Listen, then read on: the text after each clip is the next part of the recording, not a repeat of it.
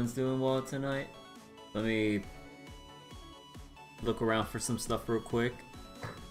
Alright, but yeah, so just remembered recently that the Dragon Knights event is here and everything, so I want to get around to reading that before I forget.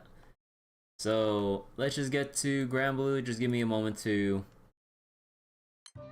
boot up the game and everything, but yeah, hope everyone's doing well tonight. Let me see, there we go.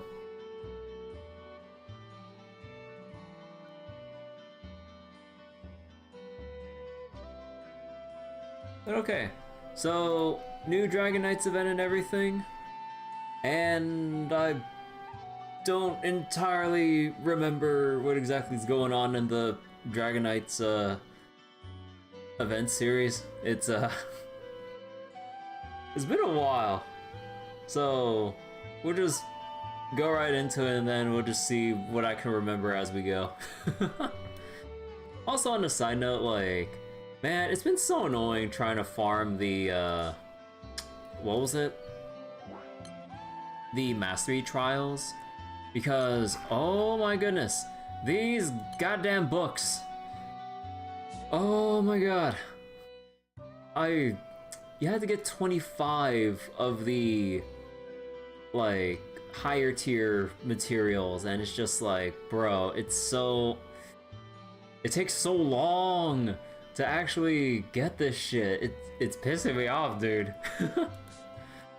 But yeah, eventually I'll get my fighter origin to like 4-star and everything. Just let me go find it real quick. But yeah, like, I almost have it at 4-star, but just getting around to this is gonna be a bit irritating.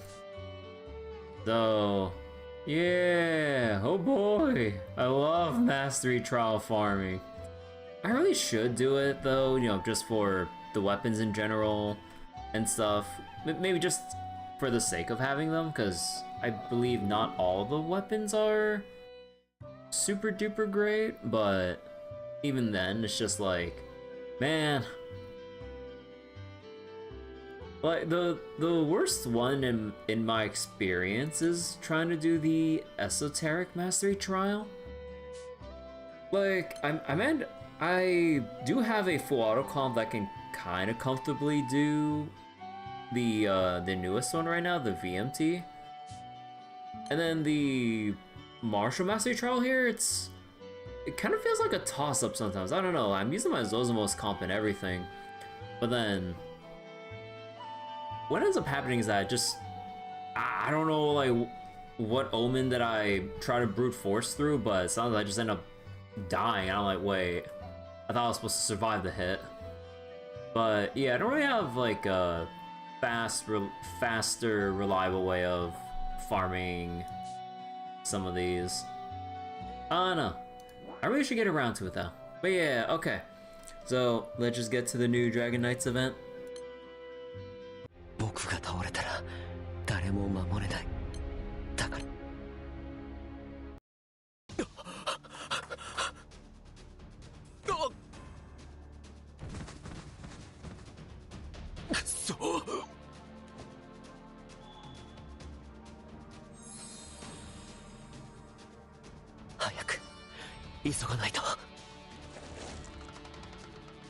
Without even a moment to straighten out his disheveled clothes, Lamorak breaks out into a run again. However, sensing someone's presence, Lamorak stops in his tracks and looks around.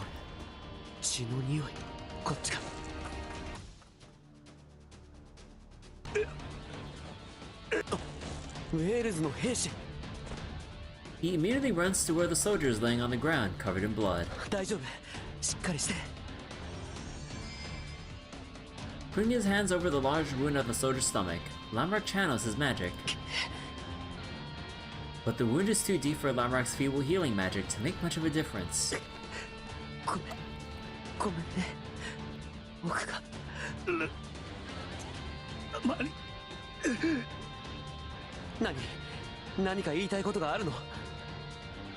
He pulls the fallen soldier into his arms and puts his ear closer to the man's mouth. パーシバル様にパーシ何をパーシに何を伝えたいの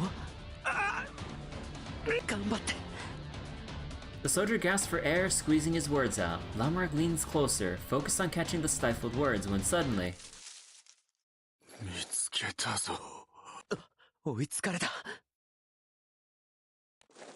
Lamorak rises and takes a step forward, shielding the whale soldier from the enemy. 金縛りの術じゃダメだ少し足止めしただけじゃ意味がないだからはっ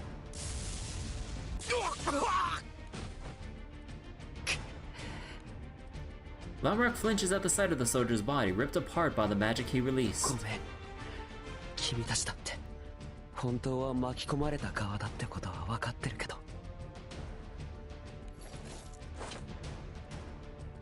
The Abonorum soldier stands up once more, returning to his original position. He advances toward Lamorak with an eerie energy. もう覚悟を決めなくちゃ僕はまだここで倒れるわけにはいかないから His gaze is piercing as he grips his staff tightly. はあ A vortex of wind, a vortex of magic whips. I don't know why I read like whips as wind, but don't mind me.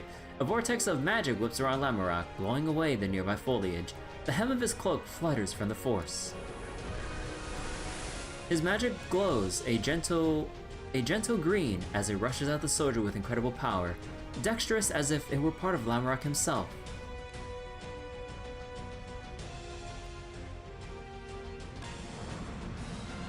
A flame in the frosty wind. So we're just starting off with Lamorak on the run in a panic. 誰も守れないだから覚悟を決めるよ So let me double check this real quick. Related stories. The lion stirs to each's ideal. What was the each's ideal again? Oh right, okay. Oh yeah, he also had the whales bros like all young and everything. What was lion stirs again? Decree, Chickadee. He had the Legant. Carl the King. Okay. 僕が倒れたら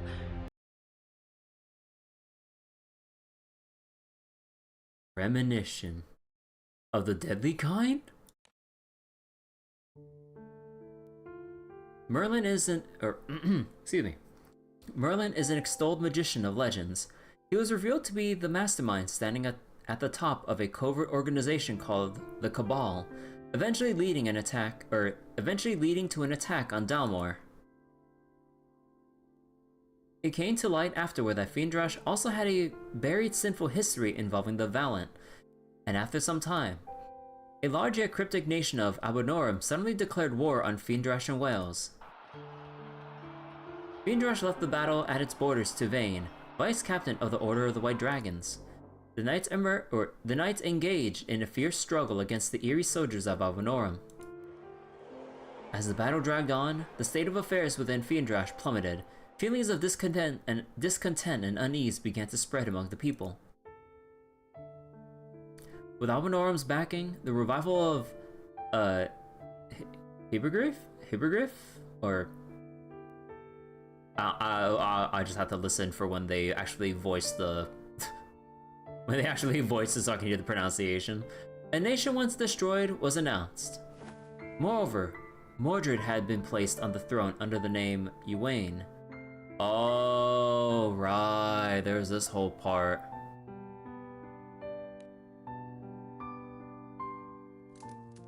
As these events continue to shake the entirety of Fiendrash, Wales is facing trials of its own. Hopefully not a mastery trial. Percival stands at the border between Abonorum and Wales, leading his soldiers from the front lines. ウェールズの力を思い知らせてやるパーシバル様に続け右翼への伝令を軍旗の合図で一斉に前へ出るぞはっ The East District of Wales shares a border with the neighboring nation of Albanorum. As Lord of Wales, Aglavale had delegated the governing of this district to Percival. 力のない者たちが安心して暮らせる争いのない国を作る。お前の理想へ至る道を探す上で東地区の統治は役立つと考えた。引き受けてくれるな。ええ、無論です。Consequently, the role of commanding forces at the border has also fallen on Percival. 焦るな。怪我をした者は素早く下がれ。パーシバル様、右翼の攻撃が激しく、戦線離脱する者が増えているとの連絡が。分かった。そちらへは俺が回ろう。Soldiers deserting. この後の一斉攻撃の予定は変わらずだ。右翼から指示を出す。タイミングを逃すなよ。はっ。 Though Wales boasts strong military power, its territory remains small. Naturally, its resources are also limited compared to a bigger country like Albanorum, putting it at a disadvantage. However,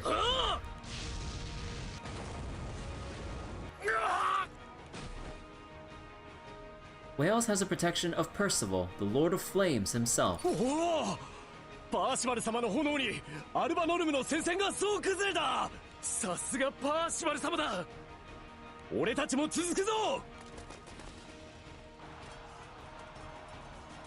The display of courage from their commander immediately boosts the soldiers' morale, but Percival's attention is focused on the enemy camp. ペードラ兵からの情報によれば、アルバノルムの兵たちはいくつもの因子を無理やりに掛け合わされ改造された不安定の強化人間だという話だったが、アルバノルムの兵士の人からはすごく不気味で嫌な気配がしました。あれは別人のように一つの種族の因子だけじゃなくて、いろんな因子を混ぜ合わせて人体を飛躍的に強化させてるんじゃないかってラモラックさんは言ってました。ただその分不安定にもなるみてえなんだ。その結果の暴走ということか。にわかには信じがたい話だが、確かに痛みや恐怖にひるむ様子はほとんどなく、不気味に統率された動きをしている。今のところ姿形に異常が見られないとはいえ、油断。よし、このまま一気に押し込むぞ。おお。ふん、はっ。せやっ。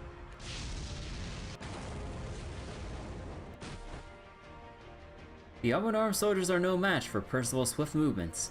In the midst of the battle, he glances at the sword in his own hand. キャスパリーグより受け取ったこの剣。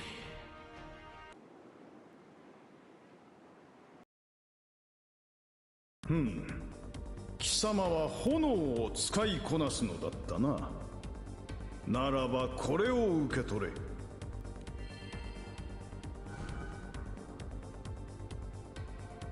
When Cathpillar crouches low, a bright sphere of light appears on top of his head.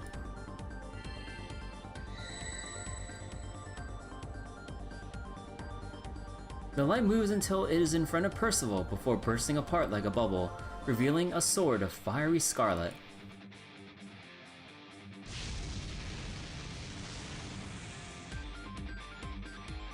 貴様の炎を強化する特別性の剣だ。加減を誤れば己の身を焼くことになるが、貴様なら問題あるまい。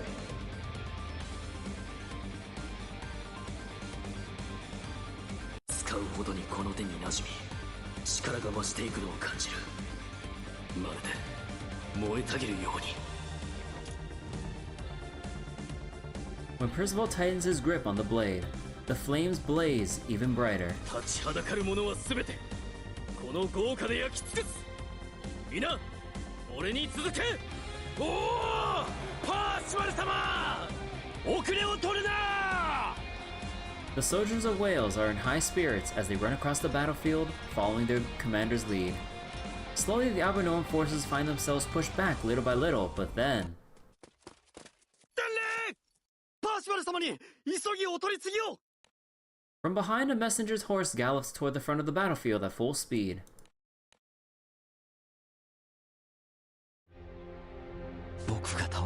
Hold on. Let me go plug in my controller real quick.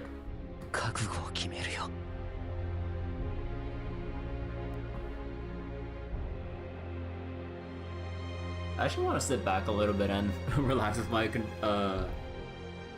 and use my mouse or my controller as the mouse. Hold on. Oh yeah, wait. I disabled Steam input real quick. Hold on. Controller, Steam input. There we go.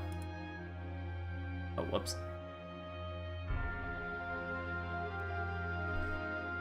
Alright, let me see. Yeah, there we go.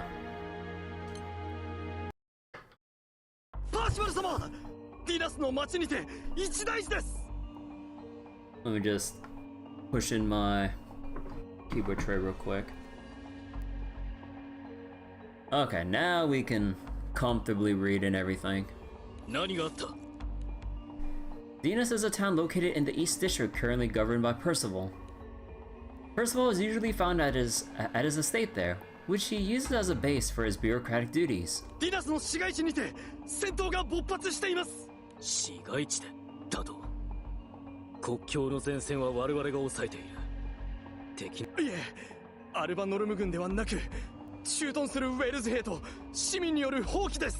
An uprising.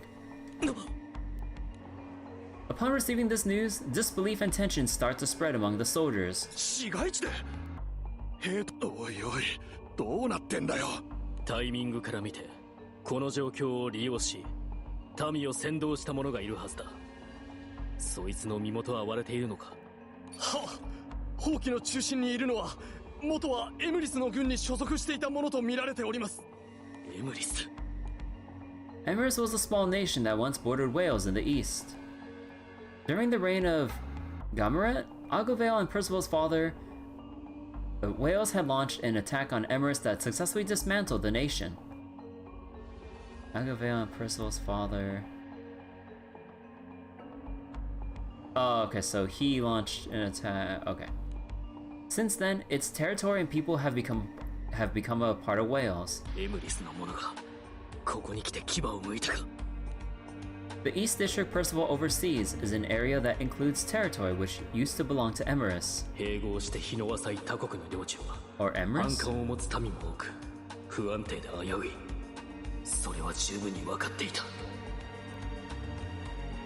In his governing, he made sure to pay particular attention to the land and the people that were once a part of Emrys.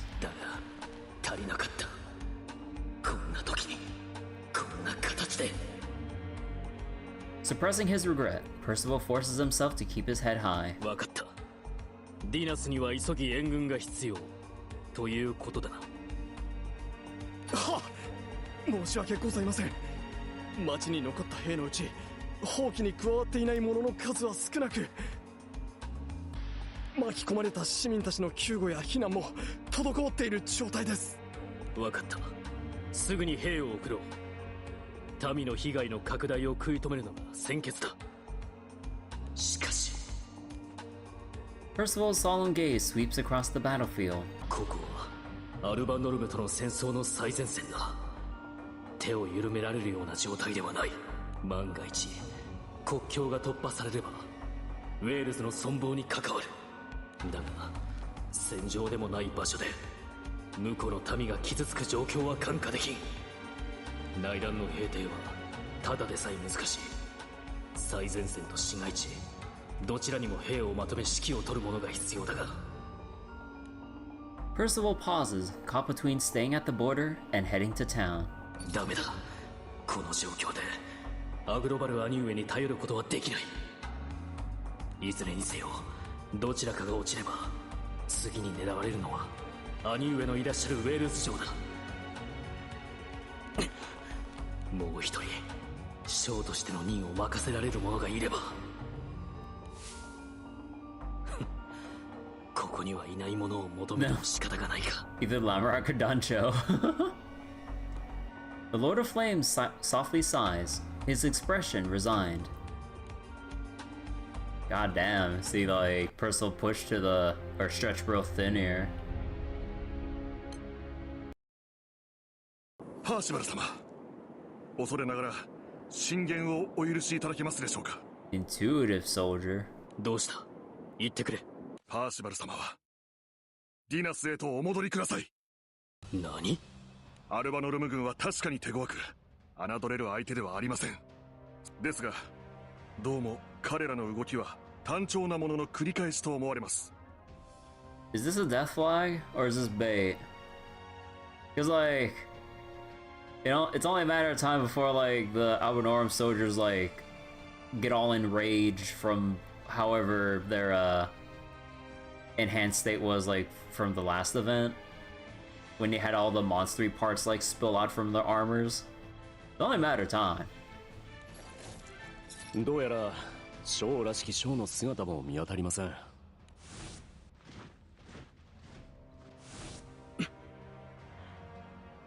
あ、そのようだな。ですからここは我々が踏ん張ります。パーシバル様がご考案なさった策をしっかりと実践し、この戦場を守り抜きます。ですからどうか町を、俺たちの家族をお守りください。 The majority of soldiers fighting at the front lines hail from the East District, which means that naturally their families remain in the territory. Wait, their families remain in the nearby town of Dinas. God, そうです。 I'm reading words that aren't there. お願いします。俺たちが戦っているのはこのウェールズとそこに暮らす家族のためなんだ。この戦争に勝っても家族がいなくなっちまったら悔やんでも悔やみきれません。わかった。ならばこの地の守りはお前たちに託す。家族のために、ウェールズに暮らす民のために、絶対に死守するんだ。はい、必ずや。 And with that, Percival leaves for the town of Dinas, taking a minimal number of soldiers with him. As the horses gallop down the mountain road, Percival glances back at the battlefield. アルバノルム軍は確かに手強く侮れる相手ではありません。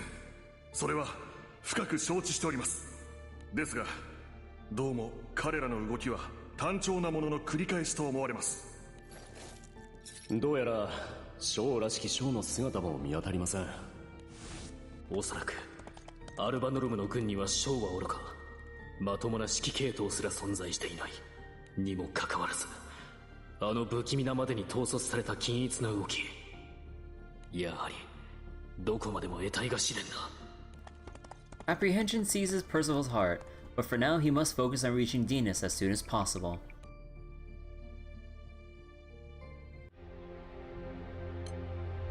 You know, depending on when we finish the story tonight, I'll probably actually go farm a little bit of the Mastery Trials after we read the ending.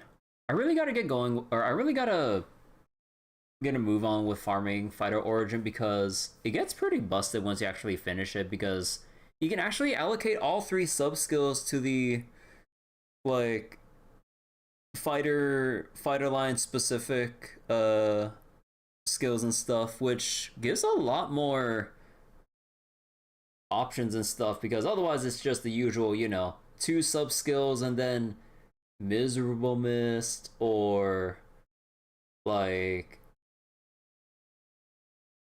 something, like, maybe Clarity, depending on the fight, who the hell knows. But yeah, like, we have a, oh god, oh excuse me, yeah, we have a decent number of like options at this point. That's kind of nice for the MC to actually have multiple class specific skills to choose from instead of just being limited to 2 out of 3 every single time. Although I'm really not looking forward to doing this with every single, oh god, I'm so not looking forward to doing this with every single prestige class in row 1. Oh boy, because you're gonna, every single one is gonna require like M3 Omega anima, the mastery trial mats and whatever else was required in the in-between stages. Oh god. That's gonna be so miserable. You know, I should probably go stock up on the materials ahead of time, so I don't get time gated or something once they release down the road. Anyways. 止まれパーシバル様アルバノルム兵なぜこんなところに応戦するぞ Let me just lower the music a tiny bit. To ashes.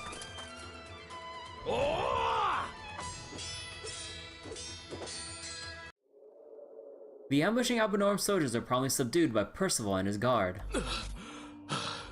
数は少なかったですが、なぜ奴らが伝令の話にはありませんでしたよね。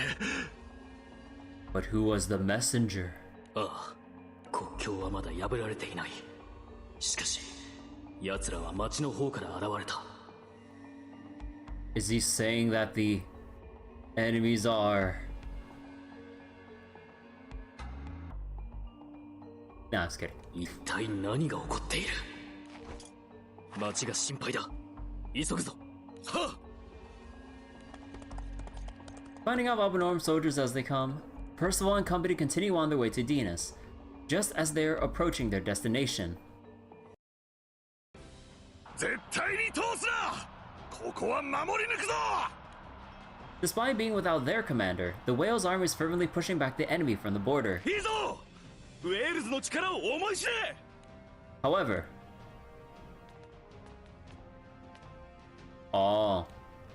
behind the soldiers of Albanorm, a figure clad in distinct armor can be seen in the shadows.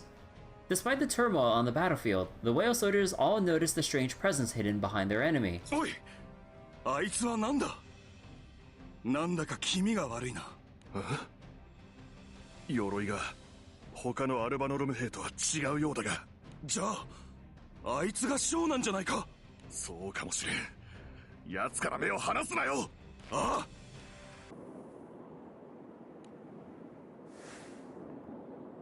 戦争、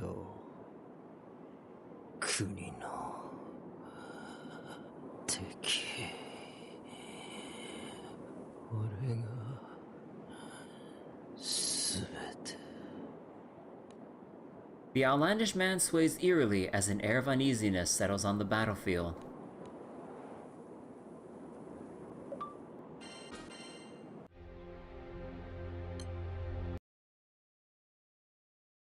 Revolt?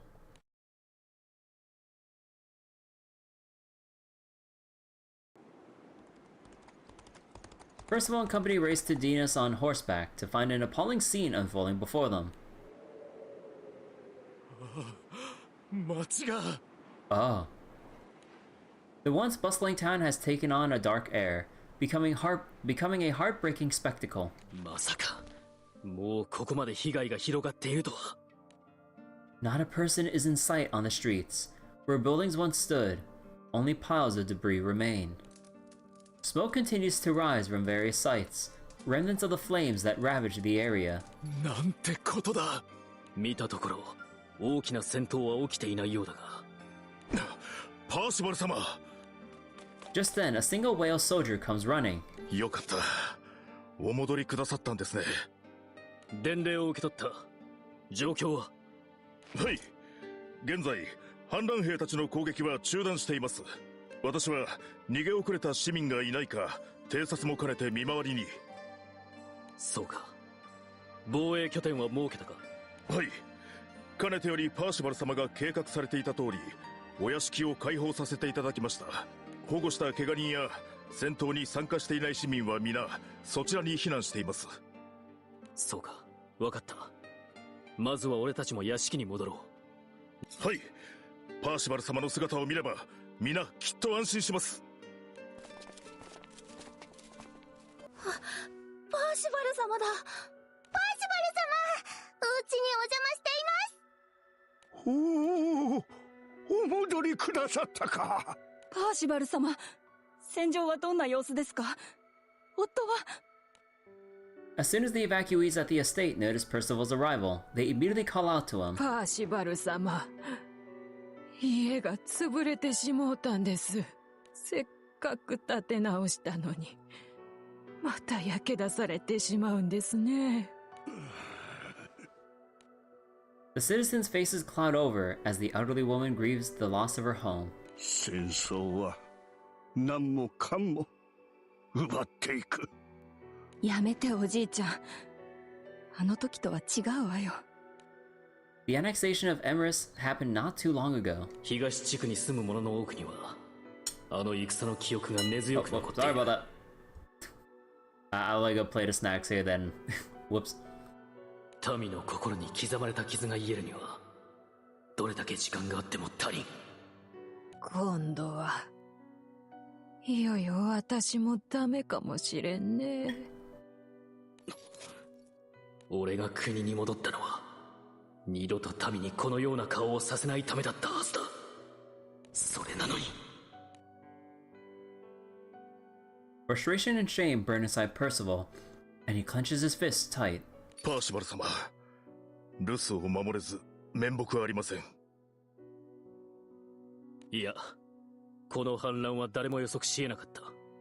打開策を探すためにも状況を最初から説明してくれ。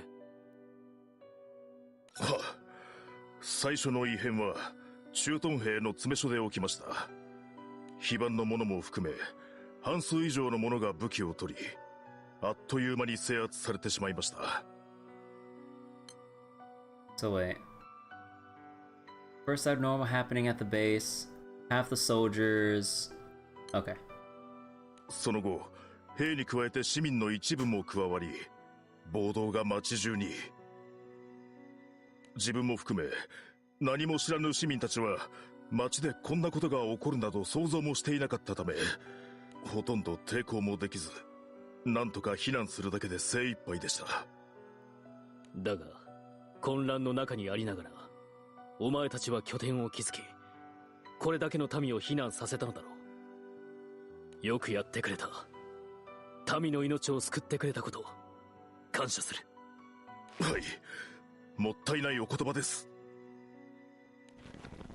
Touched by the Lord's words, the soldiers' expressions are filled with resolve once again. 反乱兵たちは随分と前から準備を進めていたようで、十分な武器を保有しています。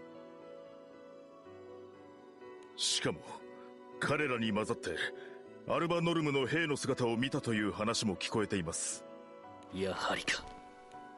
Percival thinks back on the enemy soldiers they came across on the way to Dinas. この反乱はどこか不自然だ。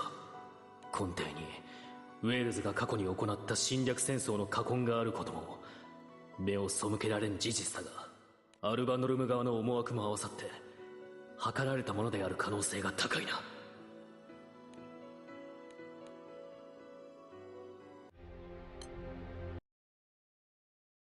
At Dinas, Percival is parsing the details of the uprising in town.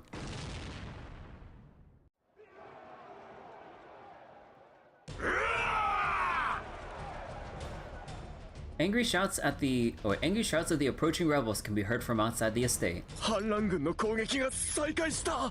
ここに逃げ込んでいるのは分かってるぞ。怖い。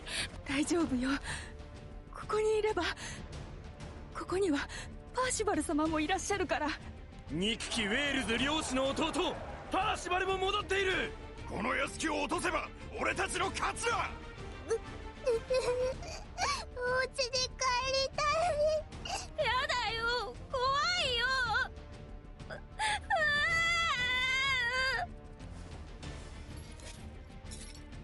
泣くな。Walking over to the boy, Percival drops to a crouch and gives him a reassuring look. ここにいる者は誰も決して傷つけさせはしない。パーシバル様。俺が全員守り抜いてみせる。だからお前はその子を恐怖から守ってやるんだ。僕がこの子を？ああ、お前は強い。ウェールズの男だろ。その子の手を握ってやれ。僕できるよ。よし、頼んだぞ。よし、僕と手をつなごう。そうしたら怖くないよ。Percival's gaze softens at the children's interaction before he rises and returns to the soldiers. 民を逃がすと。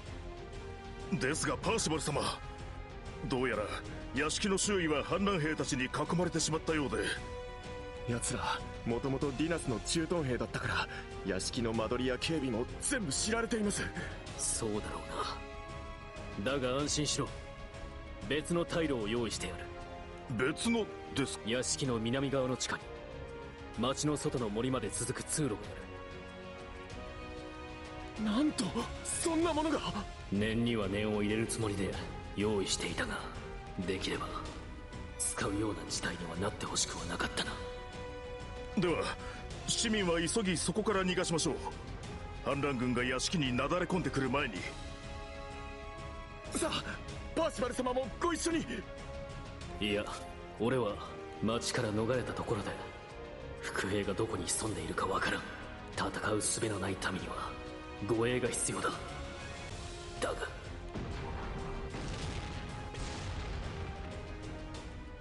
Violent sounds of rebels smashing into the gates can be heard from both the front and the back of the estate. It is only a matter of time until they break in.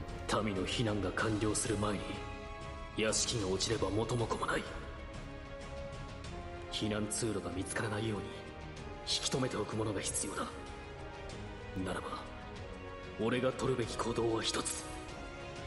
俺はここに残り反乱兵たちを食い止める。ですがパーシバル様、東から火をかけろ。炙り出してやれ。問答している暇はない。火が回れば手遅れになるぞ。急ぎ民を先導しろ。はい。The stern look on Percival's face is enough to convince the soldiers. They turn their attention back to the evacuation and head for the underground escape route. Meanwhile, よし、門が開くぞ。来るか。the moment he hears the crash of the doors, Percival unsheathes his sword.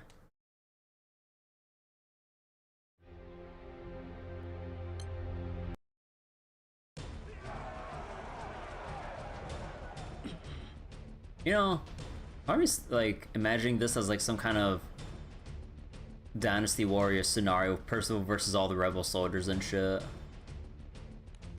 Huh. The rebel soldiers break through the gates, surging into the estate, but Percival stands in their way. パーシバル？一人だけか？取り囲んで一斉にかかれ！屋敷には火を放った。どうせドイツも逃げ場なんてね。 What the fuck is fire gonna do to the Lord of Flames himself?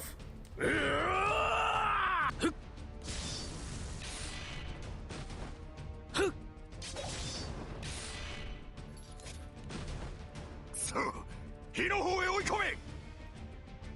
Granblue and particularly the Dragon Knights would be well suited to such a game. Yeah, like given how with the Dragon Knights storyline, how you doing, Bryce? Given with the Dragon Knights storyline, like they have so much talk about like, you know, Wales, Viendrash, the different territories, their history of like conquests and actual movements of the armies and everything. That would actually be well suited to a Warriors game format. So that'd actually be a pretty neat spin-off. 隙をついて奥に攻め込むぞ。屋敷に火を放ったのは失策だったかもしれんな。Don't expect much from you tonight. Socially tired right now. I get that feeling. How's my day? Going well. I finally opened my bag of my new Indian coffee beans and everything, and the first brew was kind of meh.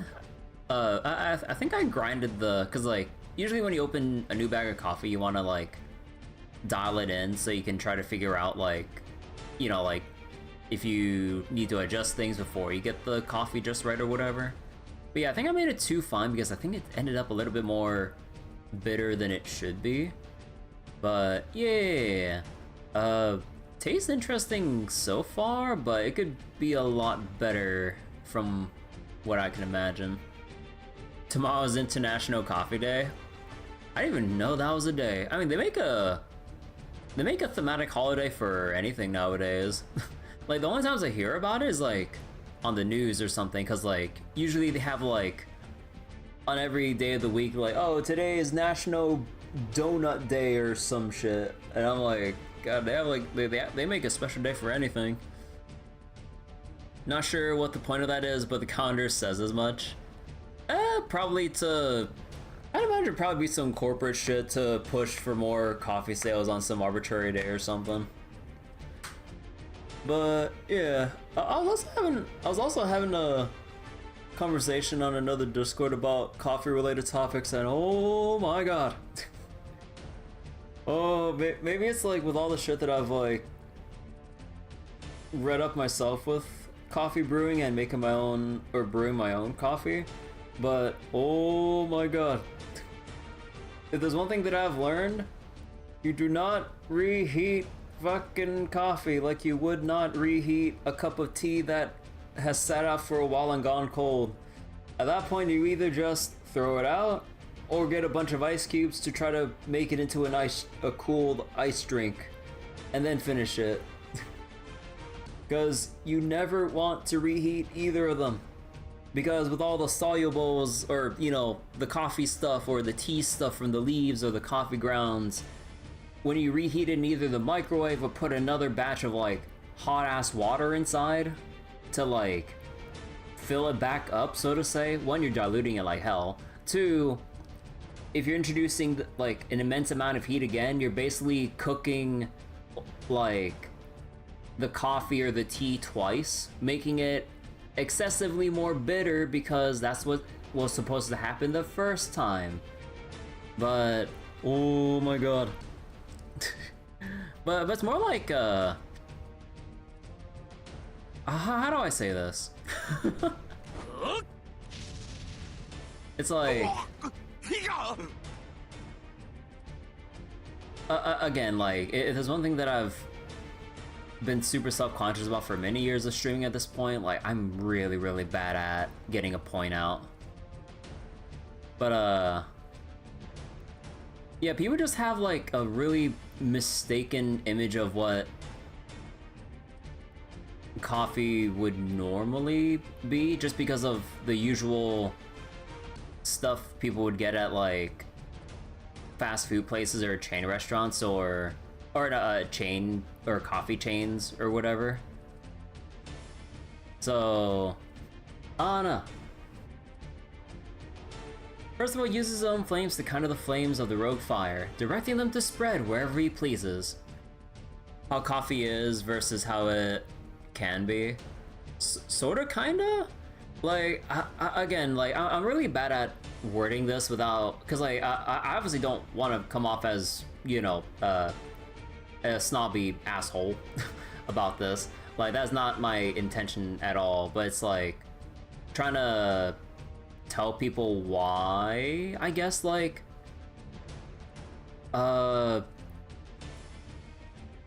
guess like trying to explain what happens to coffee or, you know, tea if you try to like, you know, do so and so is like, you know, why doing such like reheating tea or coffee is not like a good thing because of what it does to it. But then man,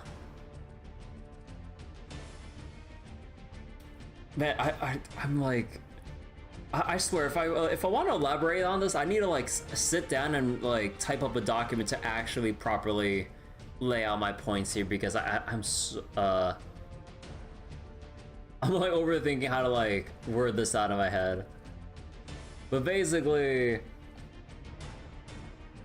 people have too many wrong ideas about coffee, I'm just saying.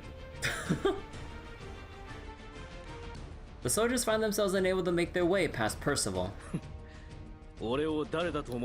Coffee is a few steps removed from alchemy.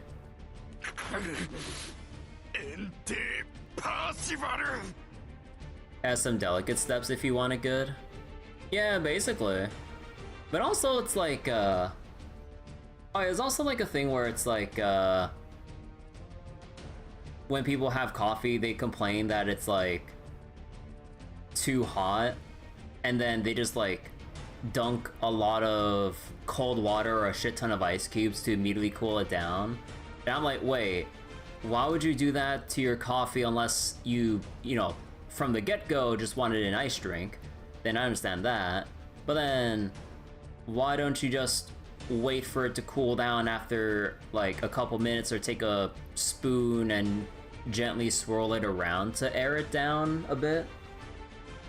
Because, you know, like, you never want to drink coffee or tea like straight away, because, you know, it's obviously too hot. But then for some reason, like, people complain that it's like, oh, it takes like an hour for it to cool down. I'm like, what kind of room temperature are you sitting in, and how hot are you having that coffee, or who is serving you coffee at 110 degrees Celsius? Like, coffee does not take, in general, does not take that long to cool down, and that is just exaggerating, like, straight up. Like, and the whole argument of like, oh, but it burns my tongue. That's why you wait a little bit and take small sips of the coffee and not chug it where you're burning your entire taste buds off. Because that's entirely on the drinker for doing that to themselves, you know. I don't know. People are impatient. That's basically the vibe I get when it comes to talking to like some friends of mine when it comes to, or maybe my parents too, when it comes to like me brewing coffee. It's like, I believe I went through this like, or on stream before, but it's like the whole deal of like time versus effort and all that stuff. And to me, I always find that people overvalue their time when it comes to like enjoying certain hobbies or things or whatnot. No. You're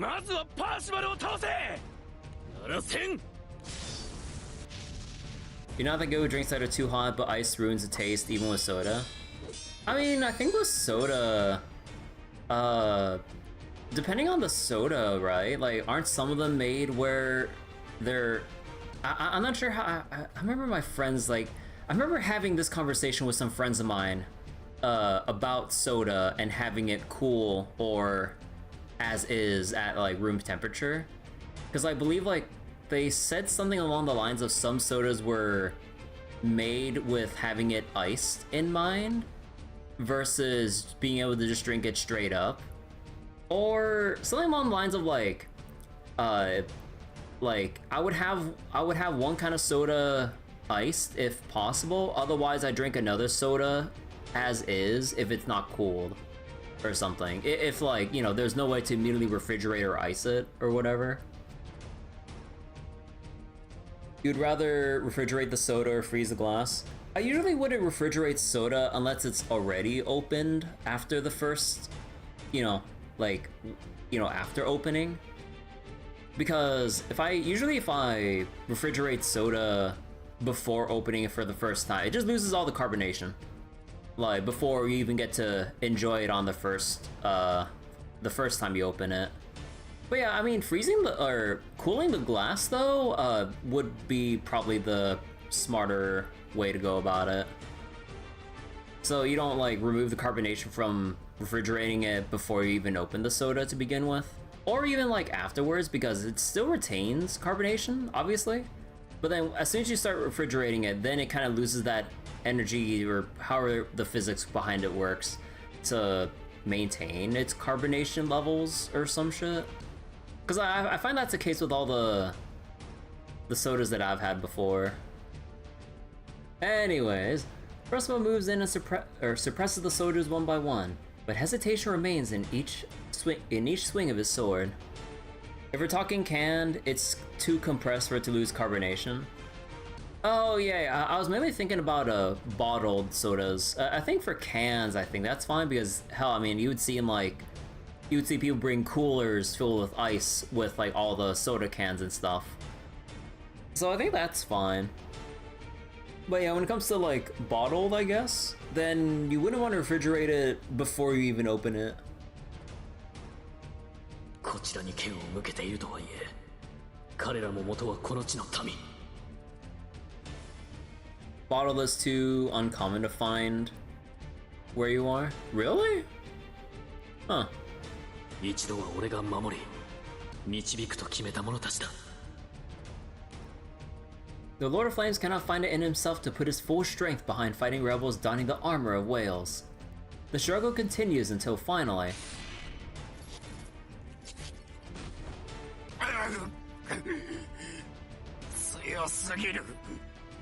They recently started getting Coke from Mexico, which is bottled also made real sugarcane. Yeah, dude, like, Coca-Cola from Mexico and shit is like so good compared to like the regular kinds of Coke that you would find in stores. Like, it is actually pretty damn good. I haven't had it for a while, but I still remember how good it was the first time I had it.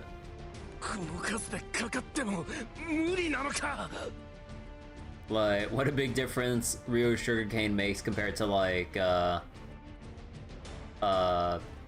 guess regular processed sugar, whatever it's supposed to be instead. It was in a Home Depot of all places. Hell yeah, my favorite soda place. Most of the soldiers have been incapacitated. Their vital point struck with the back of Percival's sword. They fall to the ground, helpless. そろそろ民の避難も完了した頃か。こいつらは念のため全員拘束し。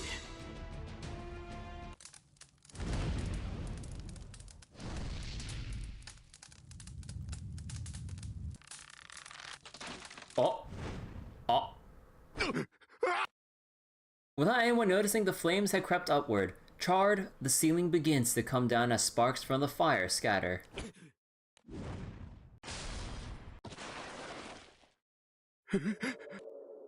Percival flings his sword aside and leaps in to save the rebel from being crushed by the crumbling ceiling. 危なかったな。お前、なんで？この屋敷はじきに焼け落ちる。終わりだ。降伏しろ。降伏なんてするか！今だ！パーシバルを捕まえたぞ！ The soldier who was saved just a moment ago uses all of his strength to restrain Percival and calls out to his comrades. バカめ！敵を助けようとして墓穴を掘ったな！無駄なあがきはやめろ！お前たちも巻き込まれるぞ！やれ！終わりだ！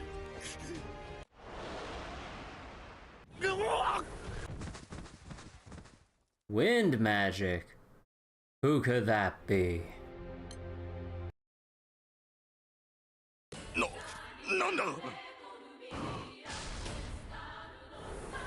All of a sudden, a vortex that normally would not be able to occur indoors blows the soldiers away. You know, part of me expected at the very least for Percival to be, like, stabbed through the gut or whatever. Like, you know, they probably still bandage him up or heal him up or some shit, but I at least expected him to take some damage at that very moment there. Tiamat's theme, hell yeah. この風は。パーシー、よかった、間に合った。ラモラ・ガニューエ。 It's the boy that's on banner right now. 新手か？一体何だってんだよ！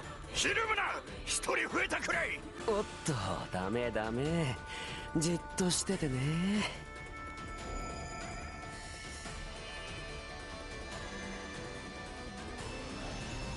Okay, that's a cool looking animation of the magic circles. Okay, that was pretty cool. 動け！ねえ！これはラモラ・ガニューエの魔法。うん、金縛りの術、結構得意なやつって知ってるか？パーシーたちにもしたしね。ええ、身をもって。だよね。ってわけで今のうちに拘束しちゃおう。はい、もうじきこの屋敷も焼け落ちます。その前に全員外に出さなければ。うん、手伝うよ。ありがとうございます。では急ぎましょう。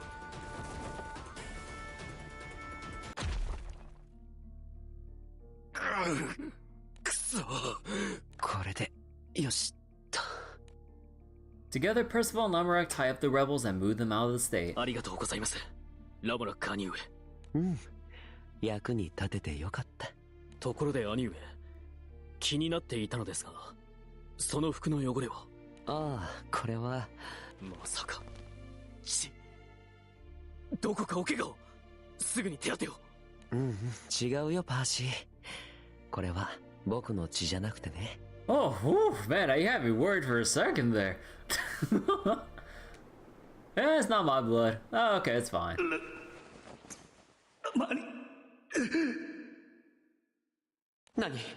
何か言いたいことがあるの？ He pulls the fallen soldier into his arms and puts his ear close to the man's mouth. パーシバル様に。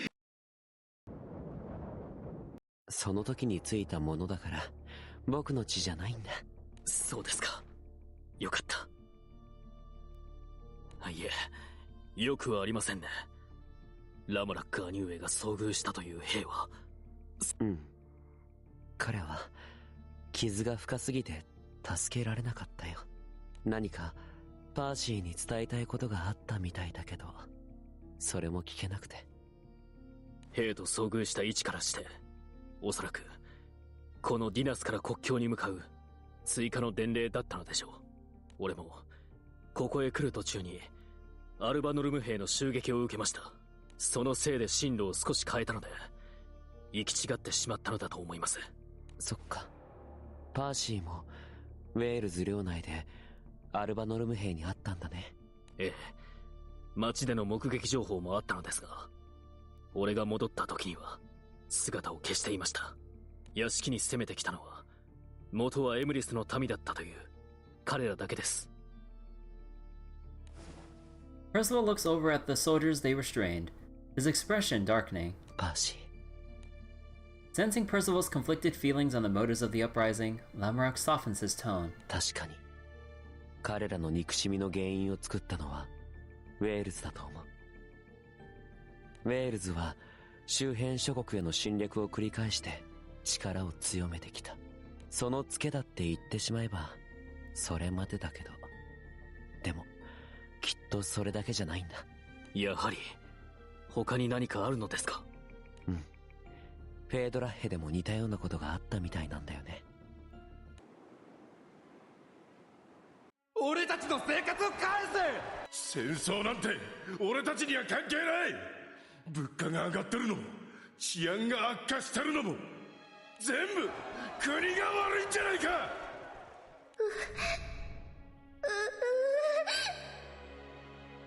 苦しい、痛い、憎い、怖い。ああ、その件については俺の耳にも届いています。シルフも影響を受けた厄災の檻だとか。 What's a good time right now? そう。僕もまだ確信に迫れたわけじゃないんだけど。A still 5-star? Probably. 異変は If only. 島全体に広がろうとしてる。おそらくアルバノルムはそれを利用していると思うんだ。いや、アルバノルムというよりその背後にいる存在がかな。背後。 There is a pause as Percival fumbles to put his thoughts into words. それは結社ではないのですか？いや、正確にはそうとも言い切れないんだよね。Lamorak gives a small shrug. パーシーは僕が結社にいたことを知ってるから否定しても信じてくれるかわからないけど、結社の動きですら利用してる奴がいる。それはひょっとしてモーガンという妖精のことですか？ Morgan. ああ、モーガンのことも聞いてたんだ。はい。アルバノルムとの戦闘が激しくなってからは連絡も思うようにはいかなくなりましたが、三国同盟の間でできる限りの情報を共有していますので。そっか。よかった。When Lamorak's lips curl into a slight smile, Percival widens his eyes in realization. ひょっとしてラモラック兄上がダルマを攻めたのは三国同盟の成立を促すため。ああ。いやいや、そりゃ三国同盟締結うまくいけばいいなとは思ってたけどね。だからってあの暴挙を全部三国同盟のためだなんて言っちゃうのはさすがに虫が良すぎるよ。ですが、ラモラック兄上は。ダメだよ、パーシー。Lamrock gently interrupts before Percival can finish his sentence. パーシーが優しいのはよく知ってる。でも、何もかも許しちゃダメだ。パーシーはさ、僕のことを許す理由を探してるみたいに見えるよ。その優しさと寛大さは、パーシーの美徳だけど、信じすぎたせいで、自分を窮地に追い込まないでほしいんだ。ラモラック兄上が、俺を害すると。僕のことだけじゃないよ。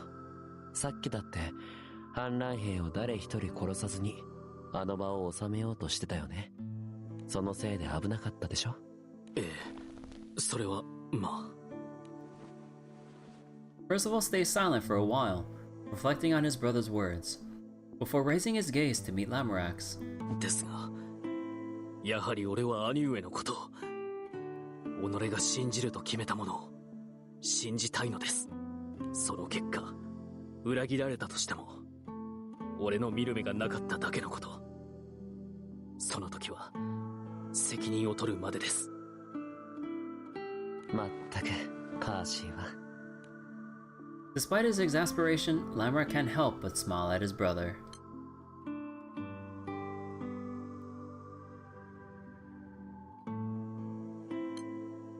でもパーシー、十分に気をつけて。パーシーはたくさんの人の上に立って守り導く立場。そうあろうって自分で決めたんでしょ。パーシーが倒れたらその後ろにいるたくさんの人たちだって無事じゃ済まないんだよ。はい、肝に銘じます。うん、よし。ごめんね、僕偉そうに説教できる立場じゃないのにね。なぜです？俺の兄上なのですから、おかしくはないのでは。Seeing the sincerity in Percival's eyes, Lamorak finds himself at a loss once more and smiles.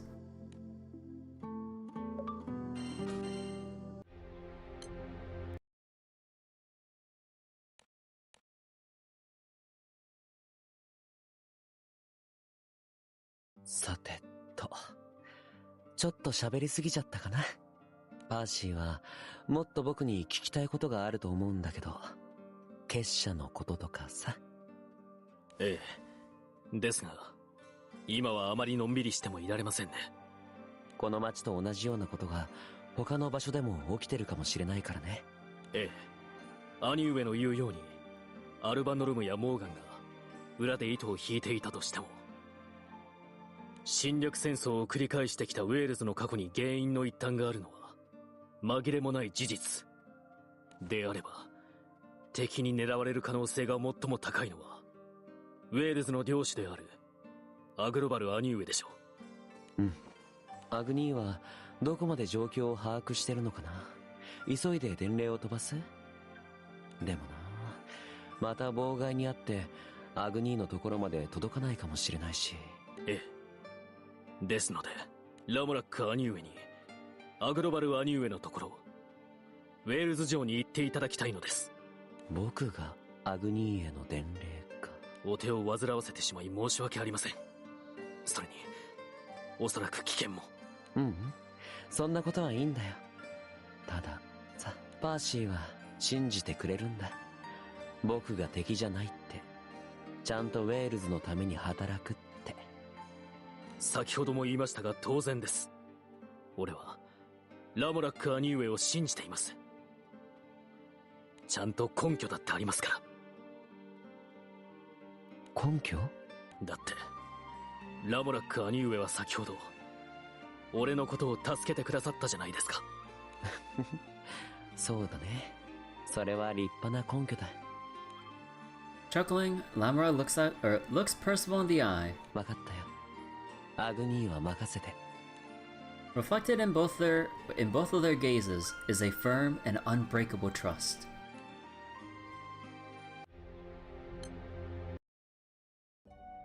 Around that time elsewhere, まあ、それであなたは一人でここまで来たのですか? Dalmor is a country bordering Wales, separated from their neighbor by craggy mountains. Here, the head sorceress Florence receives an unexpected visitor. ラモラック様の命により、フロレンス殿、あなたを訪ねに来た。Oh, I forgot about this lady. どうか、帰国ダルモアの力をウェールズに貸してもらいたい。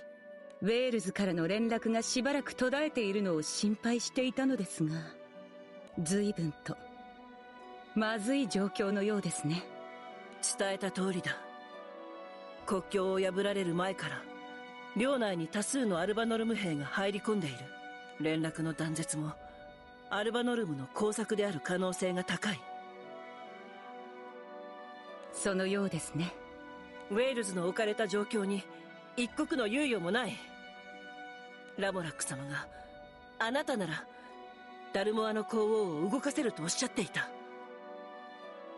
どうかご助力を。ええ、そうですね。ウェールズとダルモアの間には三国同盟があります。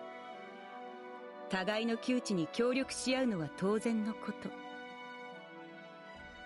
ただ Florence thinks for a while before narrowing her eyes. あなたもラモラックも結社の人間でしょ。結社は我がダルモアを攻めた敵です。であれば私はここであなたを捕らえてしまうのが筋。国 Oh, sorry about that. I actually skipped a little bit too early. であれば私はここであなたを捕らえてしまうのが筋。国への忠義というもの。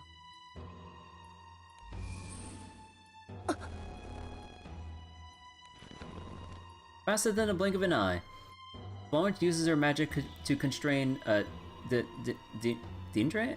I forget how to pronounce her name. Movements. Dindran's eyes widen in surprise. さあ、これであなたは動けませんね。Dindran? I forget how to pronounce her name. こういった事態は想定していましたか？侮らないでもらいたい。覚悟もなく来たわけではない。私はラモラック様に救われ生まれ変わった。今の私はラモラック様の忠実なしもべ。それだけが存在意義なのだ。あの方のためならこの身など少しも惜しくはない。しもべですか。ディンドラン、危うい人。きっとこの人はウェールズではなくただラモラックのためだけに動いている。まったく。Not a sliver of doubt is in Dindran's gaze. Dindran's gaze. Seeing her unwavering resolution, Florence sighs and lifts the paralysis spell. あの子はどこまで考えて彼女をここへ送ったのでしょうか。いえ、きっといろいろと考えたからこそ私のところに来るように言ったんでしょうね。わかりました。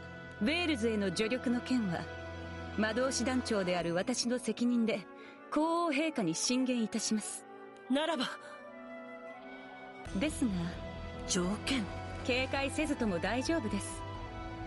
三国同盟があるのですから陛下はウェールズへの協力を拒みませんよ。ただ私からあなたに頼みたいことがあるのです。何でも構わない。それでラモラック様の願いが叶えられるのなら。 When Dindran's eyes light up once more, Florence lets out yet another sigh. Aww.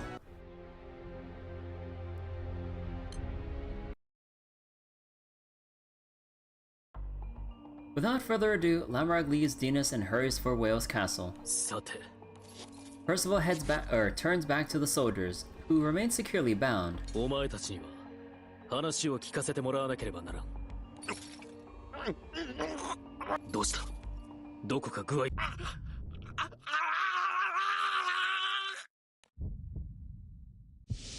Oh.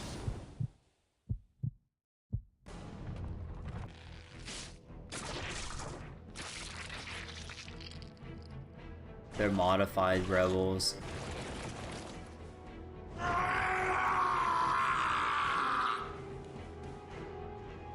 All of a sudden, the rebel's body shifts its shape, as if something is tearing it apart from the inside. The soldier breaks free from the ropes binding him. この姿はまさか団長たちが目撃したという改造された人間の暴走か。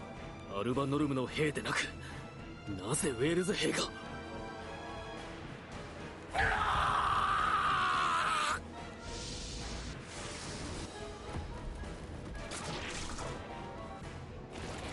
As if in response, the other rebels' forms also begin to shift.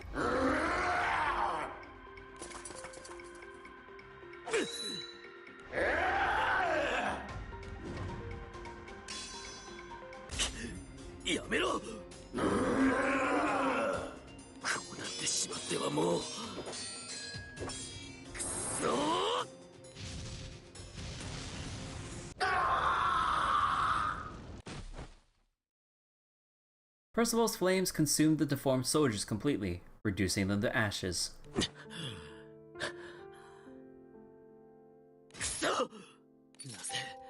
なぜ彼らが。結局俺はウェールズの民をこの手で。 His fists clench tight as a sense of helplessness overwhelms him. Suddenly, he hears a voice.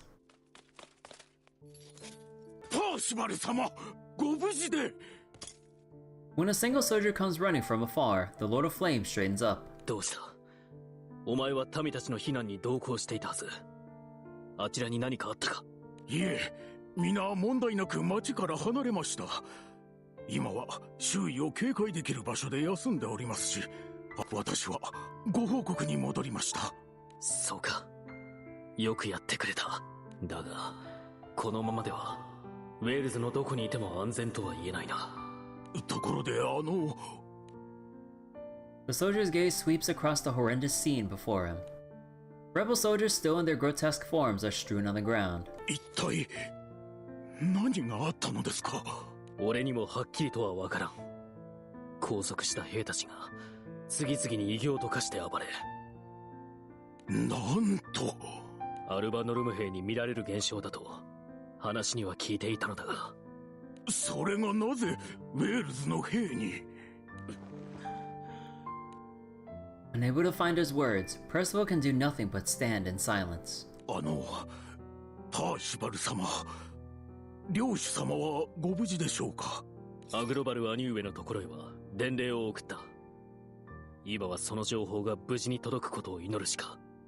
だが、ラモラック兄上はウェールズ兵までもが異形へと姿を変えることは。 おそらくご存知ではない。アグロバル兄上のいる首都もラモラック兄上の道中も予想よりはるかに危険な状況だろう。 Percival's expression grows severe as he purses his lips.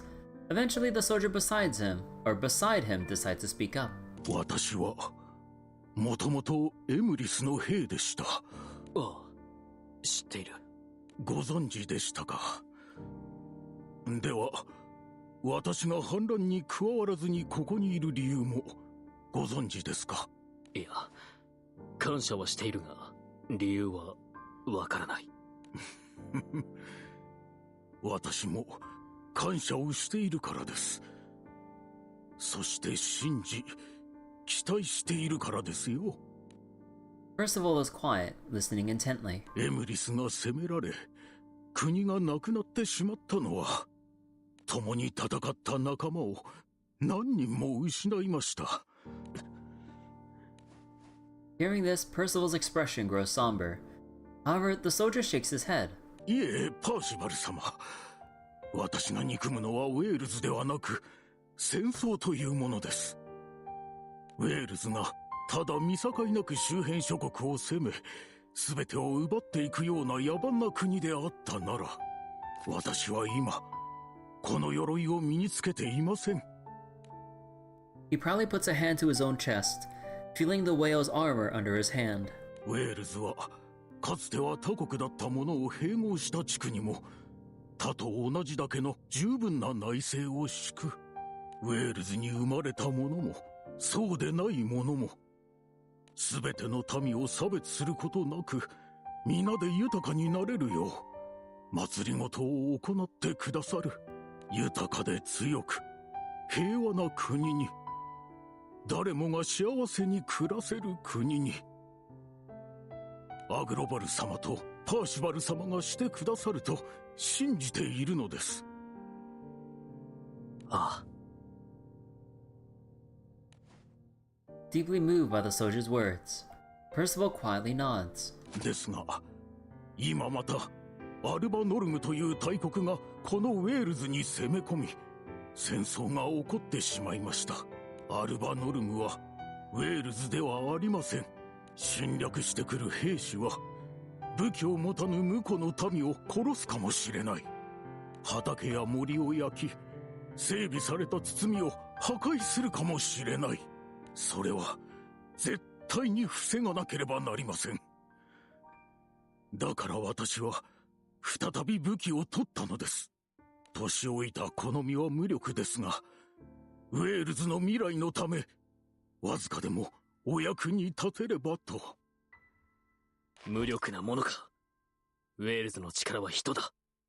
ここに暮らす民に無力な者など誰一人いない。嬉しいことを言ってくださる。なればパーシバル様、我らを信じアグロバル様のもとへ向かってください。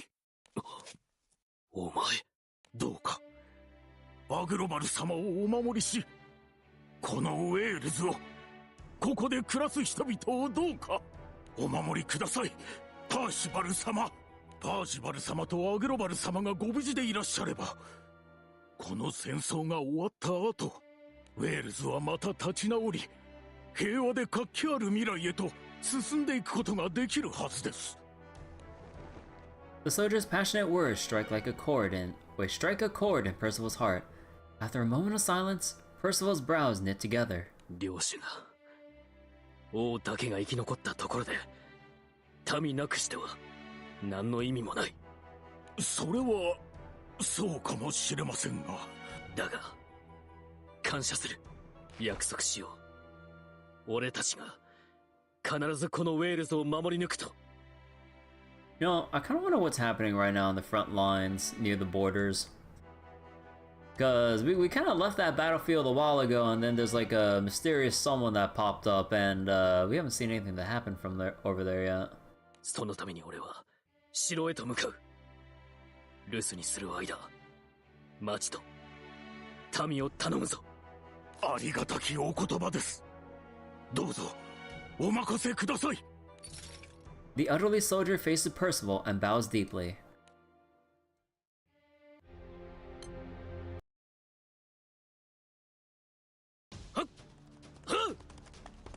Percival departs from Dinas and rides his horse down the road, heading straight for the capital. ラモラッカー兄上はどの辺りにいらっしゃるだろうか。うまく合流できればいいが。The road that was usually bustling with wagons and people is now empty, filled with an unnatural stillness. 国境付近から首都へ避難する人々がいるかと思ったが、やはりもう国内はどこも安全ではないということか。あれは。While his mind is racing with various possibilities, Percival notices a figure standing somewhat unsteadily in the distance. ウェルゼ、街道警備のものか。いや、違う。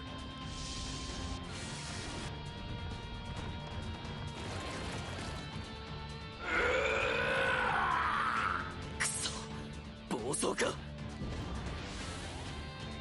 Oh, okay, we have a scripted fighter? Okay.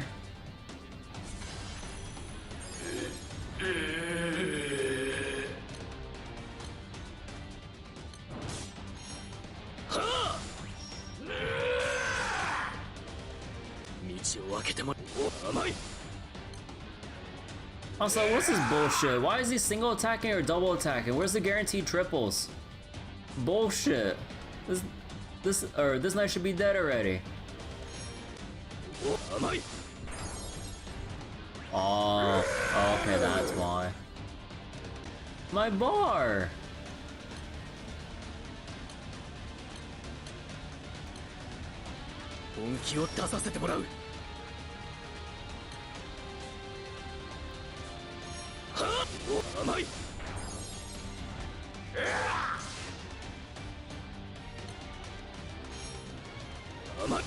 甘い。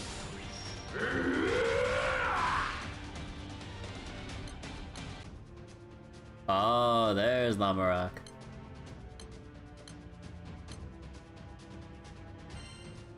He's a Crest character?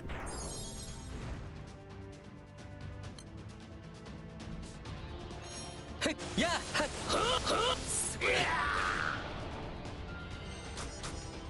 助かりました、兄上。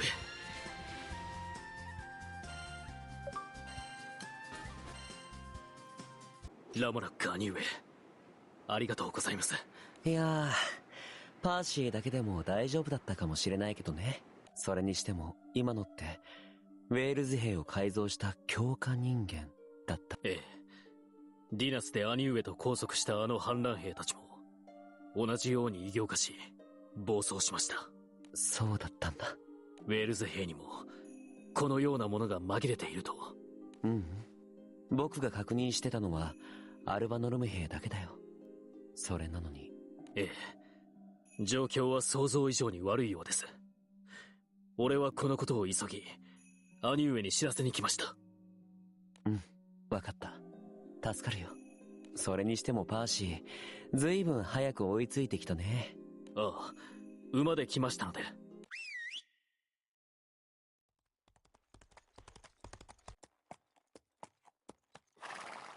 We don't even see the horse! Come on! When Percival puts his fingers to his lips and whistles, the horse that had run off in the midst of the battle comes galloping back. ああ、なるほど。Seeing Lamorak's wry smile, Percival looks puzzled. 何かおかしかったですか？パーシーさ、街道を突っ走ってきたんでしょ。はい、この馬で。そんなに派手に移動してたら、そりゃ相手にすぐ見つかっちゃうよ。急いでいましたから。それにラムラック兄上が街道からそれた場所を進んでいても気がついていただけるかと。なるほど、一理あるね。パーシー賢い。からかわないでください。ごめんごめん。なんか嬉しくてさ。場違いなのは100も承知だけど、こうやってパーシーと普通に話せるのが僕嬉しいんだよ。それは俺も同じです。Percival looks away, slightly abashed, but Lamorak's smile only grows.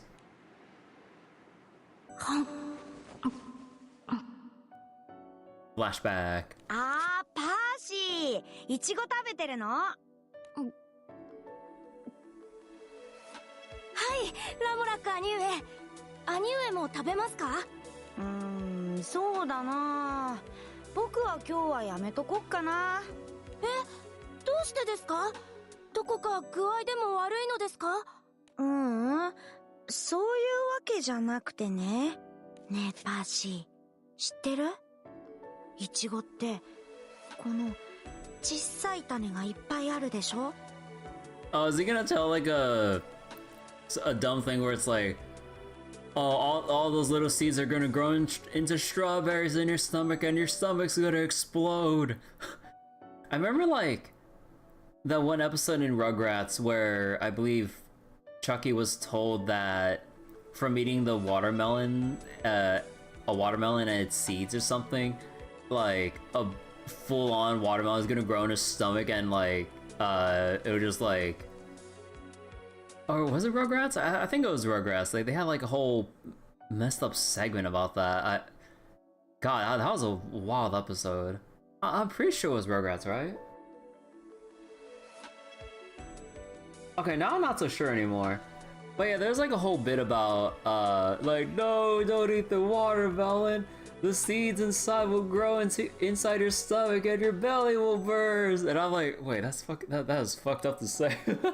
Like the mental image for like the cast who are supposed to be, you know, like young babies that are little kids and shit. Like, what the fuck? Like, that was a horrible mental image. はい、そうですね。でね、この種をたくさん食べすぎると、いつかお腹の中でイチゴが芽を出して、And then your stomach's gonna blow up. それでそのうちにイチゴがお腹を突き破って、パーシーはイチゴが大好きでしょ。これまでにどれくらい食べたか覚えてる？どうかな。今日は5個、昨日が確か一昨日も。 Oh no, it's too late for him. たくさんだね。こりゃあそろそろ入るかも。どうしましょう、兄上。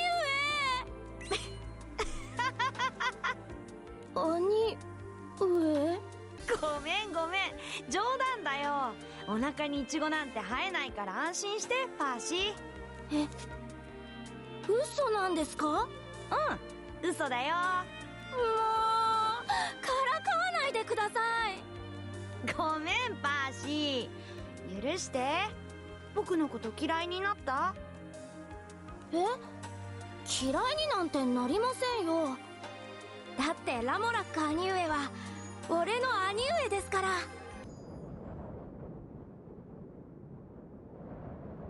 さてと、それじゃあ急ごうか。その馬もう一人乗せて走れる？はい、問題ありません。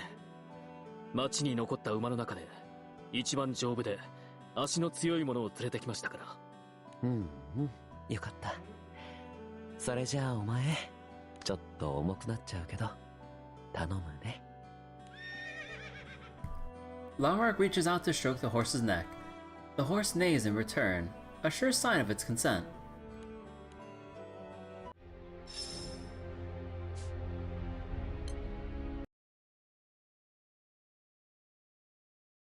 Alright, so what's going on on Aglavale's end?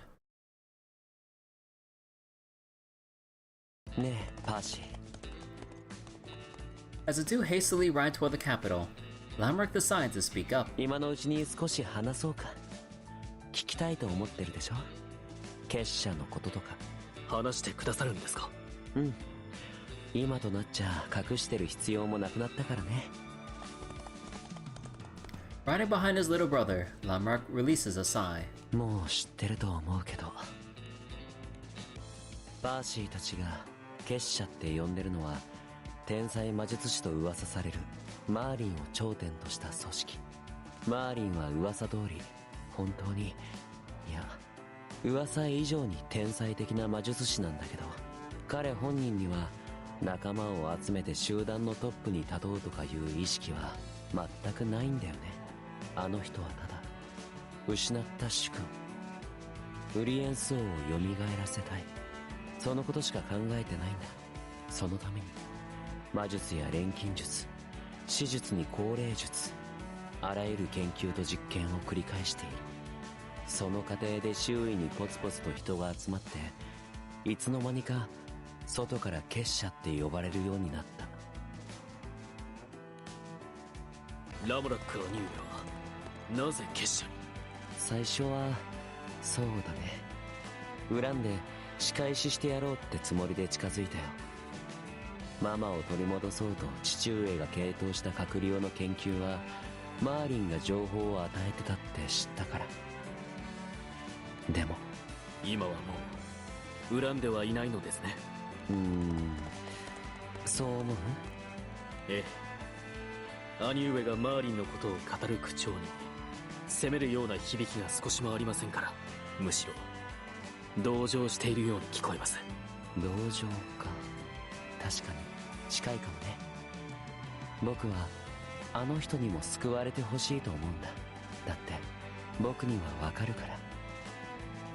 大切な人を目の前で失い何もできなかったあの痛みと悲しみと無力感が。ならば俺もマーリンを責めることは難しそうですね。マーリンを糾弾するのならそれは同時に父上とアグロバル兄上を切りつける刃となりますから。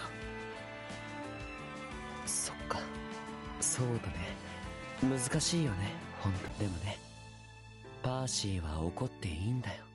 責めてもいいんだ。マーリン様だけじゃなく僕のことも。ラモラック兄上。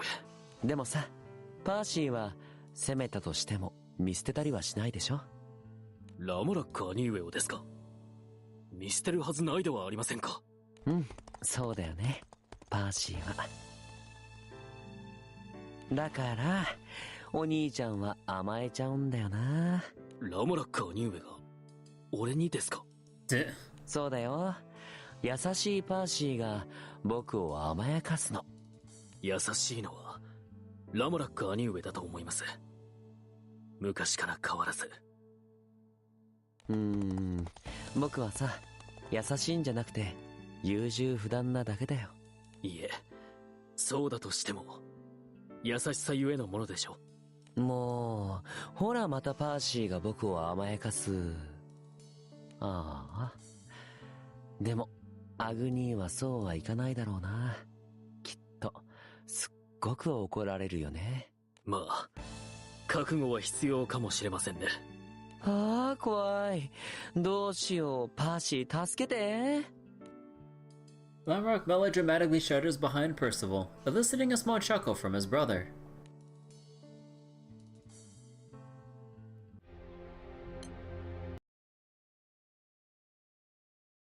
そういえば結局モーガンという妖精は結社とどういう関係なのですか。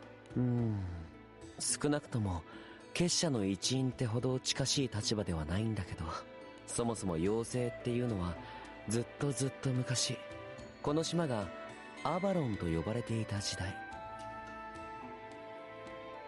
Back when it was called Avalon. 人間や幻獣、竜族やなんかと一緒に暮らしてた種族らしいんだけど、これは知ってる？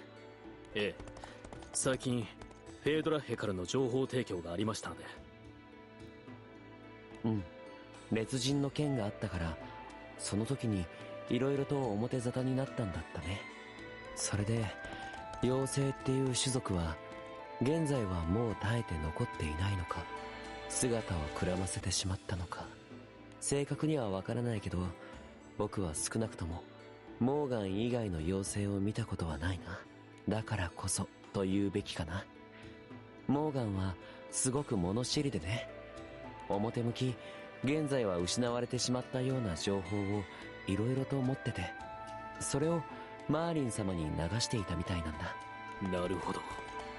フェードラッヘを襲った烈人の騒動も元をたどればモーガンが発端だったようでしたからね。まあマーリン様自身はモーガンのことがあまり好きじゃないみたいだったけど、それでも目的のためには利用できるものは利用するって感じだったかな。そしてモーガンの方もおそらくマーリン様を利用してるんだ。 Lamrock lets out another sigh.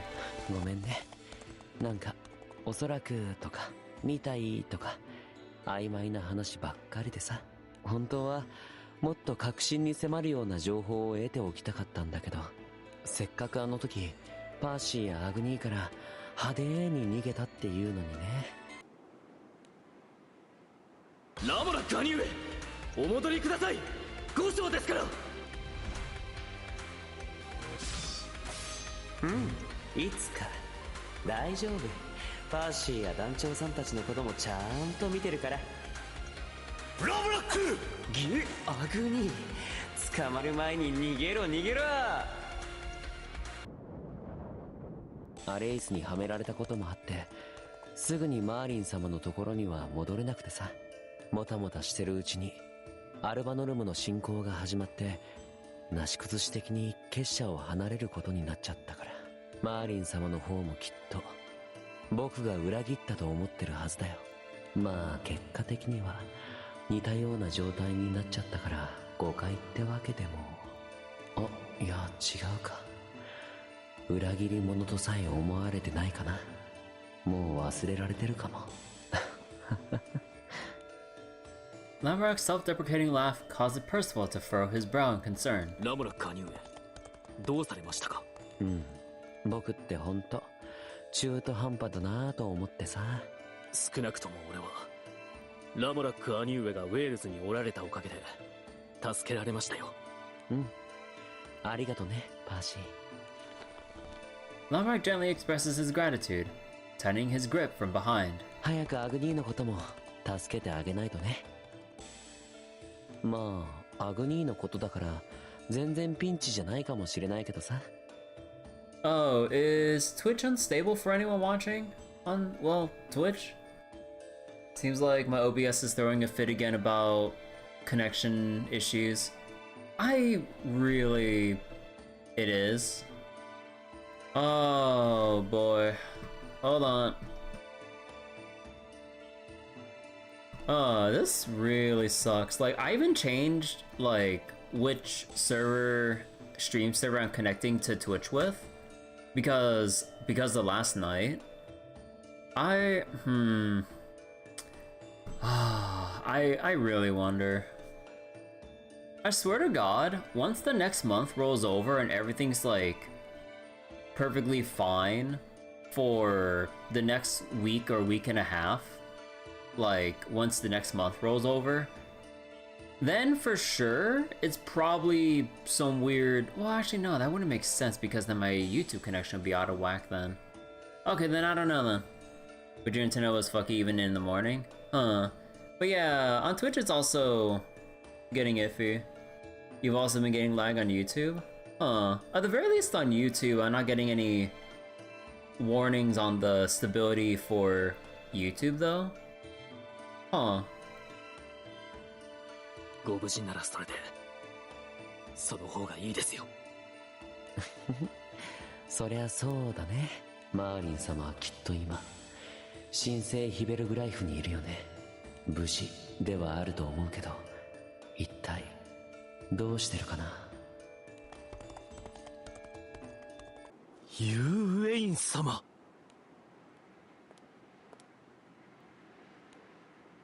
In the newly revived country of Hibergrife, Merlin welcomes Mordred back to the castle. ご無事でしたか。戦場に向かわれたと聞き、心配しておりました。別に戦ったわけじゃねえよ。こいつを助けて連れ戻してきただけで。Griffith the Lionhearted. Seeing the enormous beast sitting differentially behind Mordred, Merlin widens his eyes. もしや、獅子王グリフィス。知ってんのか？建国以降、ヒベルグライフを守護する聖獣だとか。いえ、私も実際に目にするのは初めてですが。その聖獣が。ユーウェイン様はすごかったんだよ。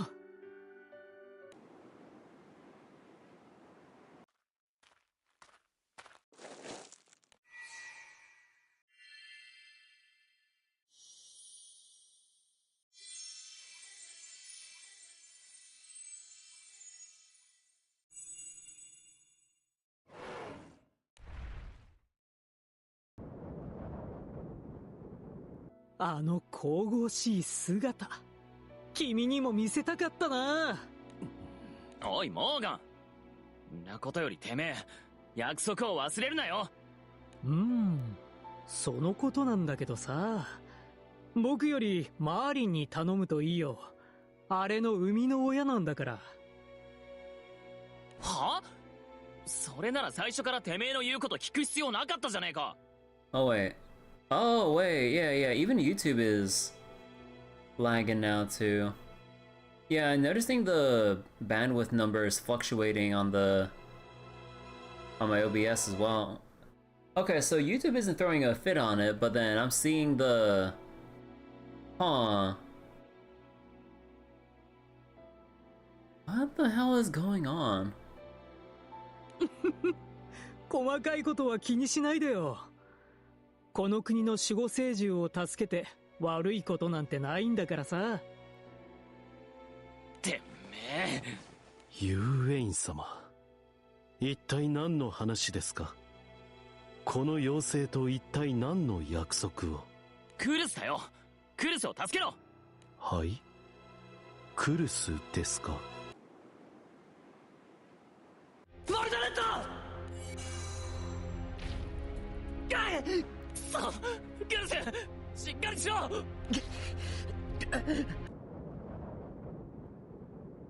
俺じゃどうしようもなかった。あいつ俺をかばったのに、モーガンのやつが言う通りに戦場に顔を出せばクルスを助けるって言ったんだよ。わかりました。それでクルスは今どこに？とっくに君の工房に運んでおいたよ。何でもいいから絶対に助けろ。は、ユーウェイン様がそうお望みでしたら。As Merlin bows his head, he hears a somber voice from above him. おうよ。おう。お約束通りかの庭で。分かってる。行くぞ。はあ。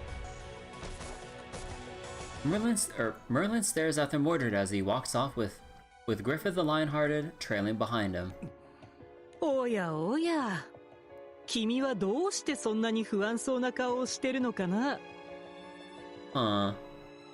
Maybe tomorrow I should delay the next stream a day to see if the internet issues settle down a bit.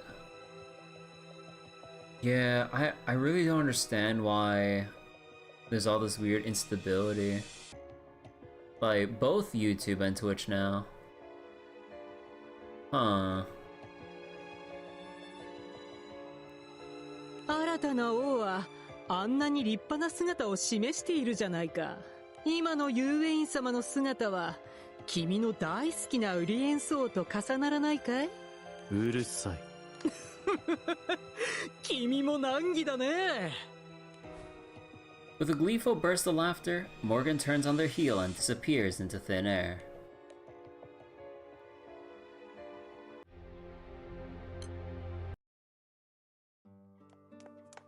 ユーウェイン様、待ってください。ユーウェイン様。ああ、もう。Irritated, Mordred scratches his head and stops to respond. ユーウェイン、うるせえな。なんなんだよ、ローリー。すみません。ですが、俺。そもそもお前、よく平気な顔して俺の前に出てこれたな。自分のしたこと忘れたのか？みんなを騙して、白竜騎士団に潜り込みやがって。お前のおかげで、大変なことになったんだぞ。なんでだ？サヤでなくなんで剣なんだよ。一体誰が？ローリー？どうしたの急に。お前かRolly shouts with a ferocity that they've never heard before and glares at Vayne. ここにあの人がいないから全部お前のせいじゃないか。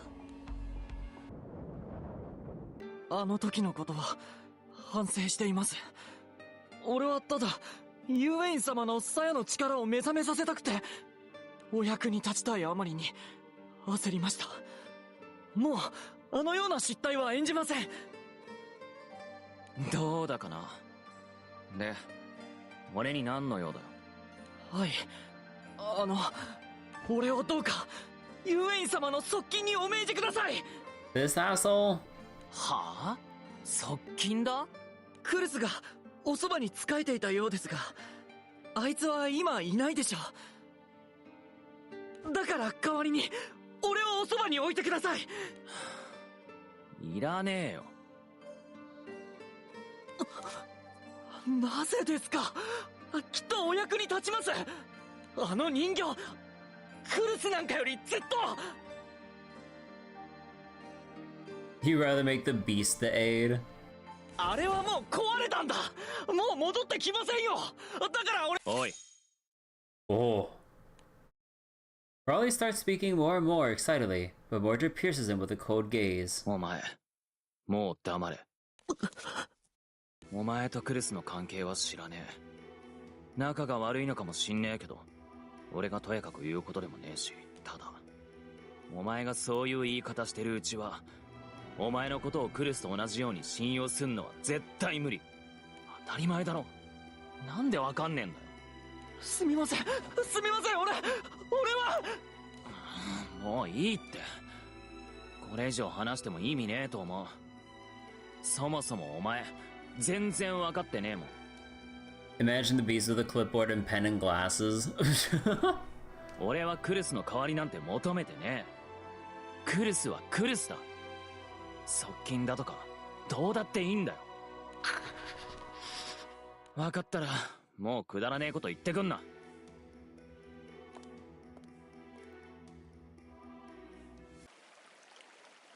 A little while after brushing off Rowley, Mordred and Griffith the Lionhearted arrive at a small garden deep within the castle. へえ、城にこんな場所があったんだな。ええ、一般には知られていない王族と彼らに許された限られし者のみが立ち入ることのできる場所です。そっか。で、俺をこんなところに連れてきて何を話したいんだ？あなたには知りたいことがたくさんあると思ったゆえ、ここなら邪魔が入りません。だな。まずお前のこともよく知らねえし、まあ敵意がないのはわかるけど。信じていただけてありがたい。先ほどあの魔術師も言っていましたが、私は遥か昔よりこの地に存在し、ヒベルグライフに仕える私を王と民が獅子王グリフィスと呼んできました。仕える？マーリンは守護してきたって言ってたけど。さまつなこと。どちらにせよ、これは私自身の意志。そっか。お前は自分で選んでこの国に生きてきたってことだな。さよう。The guardian beast nods, releasing a heavy sigh that rustles the plants in the garden. あなたには長い話を聞いていただかなくてはならない。いいぜ。それがヒベルグライフの王の務めってわけか。いいえ、これから語るのは代々のヒベルグライフ王たちも知り得なかったこと。今この時代、かつてアバロンと呼ばれたこの島に危機が迫る時、だからこそ語らなければならない。わかった。聞かせてくれ。Mordred nods solemnly and sits down at a nearby rock. Looking up, he sees that Griffith the Lionhearted seems to be softly smiling in response. なんだよ。ここ座っちゃダメだったのか？いいえ、同じことをなさると思いまして。同じって？あなたの父上、ウリエンス王と。When Mordred cocks his head awkwardly, Griffith the Lionhearted blinks his eyes. 父上の話はお嫌いか？いや、嫌いとかじゃねえんだけど、なんかまだピンときてねえっつうか。まあいいや。ほら、話してくれよ。ではまず、私を含めた幻獣という種について説明しておきましょう。幻獣は人間、妖精、竜族らと共にアバロンの時代からこの島に生きる種族の一つ。ただ幻獣とは外からそう呼ばれるただの名でしかなく、我ら自身はそれぞれが別々の姿、別々の生態、別々の思惑を持って自由にバラバラに生きていた。それは楽園の崩壊後も変わらず、まあより一層人間の世とは距離を取るようにはなりましたが。だから見たことねえのか。お前みたいなのがいたらすげえ目立つだろうしな。でしょうとも。幻獣は横のつながりが希薄であるゆえ、自分以外の者が今どこで何をしているのかほとんど不明ですが、ウェールズのキャスパリーグもアバロンの時代より生きる幻獣です。ああ、そいつは聞いたことあるわ。確かウェールズの領主の一族と契約してるってやつだっけ？ええ、そのようです。他にもオルトルートなどは人間が好きなようだったので、今も気まぐれに人間と関わっているやもしれません。オルトルートね。そして私はこの地に建国されたヒベルグライフという人間の国と共に生きることを決めた。へえ。あのさ、変な意味じゃねえんだけど、純粋な疑問ってだけで。どうされた？私が答えられることなら聞いてもらって構わない。その幻獣ってのは魔物やなんかとどう違うんだ？幻獣の方がすげえ賢そうとは思ってんだけどさ、こうやって俺とめちゃくちゃ喋るし。そうですね。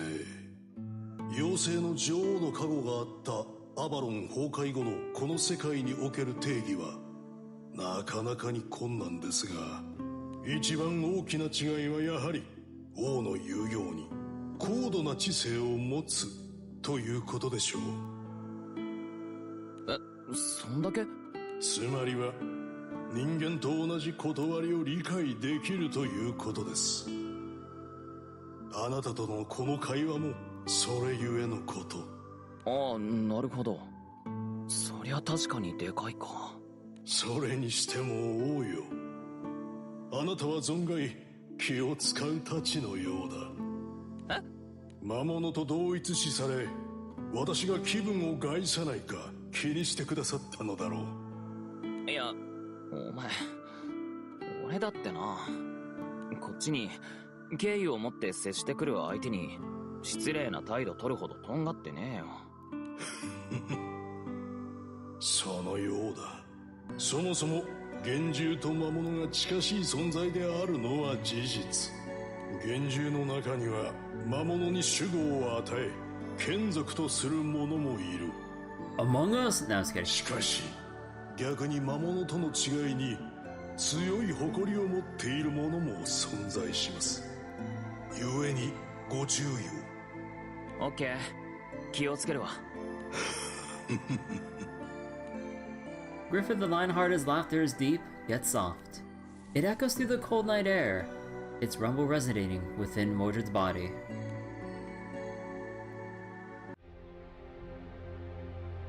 ディンドランにとってラモラックは救世主なのでしょうね。Actually, let me go restart the streams real quick. Like, YouTube is fine, but let me see if I can change stream servers on Twitch real quick before we continue tonight. So, anyone watching YouTube, hold on for a minute. Because I have to stop YouTube first before I stop Twitch. And yeah, for everyone who can hopefully still hear me on Twitch, I'm gonna switch stream servers real quick to see if that fixes any issues. But yeah, be right back real quick, and I'll get the stream booted back up within hopefully the minute. Be right back.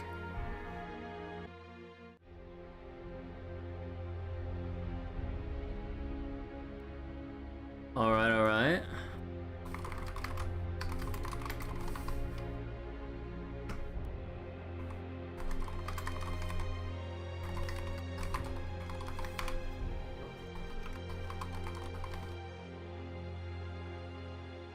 Alright, so let me double check real quick.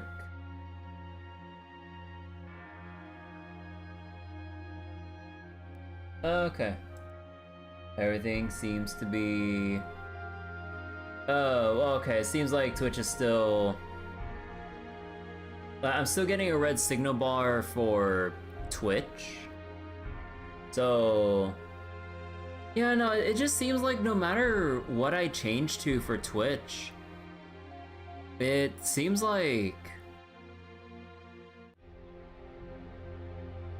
I really wonder what's going on. Both streams are still lagging? Huh. God, I don't know what to really do at this point. Yeah, like for sure, like,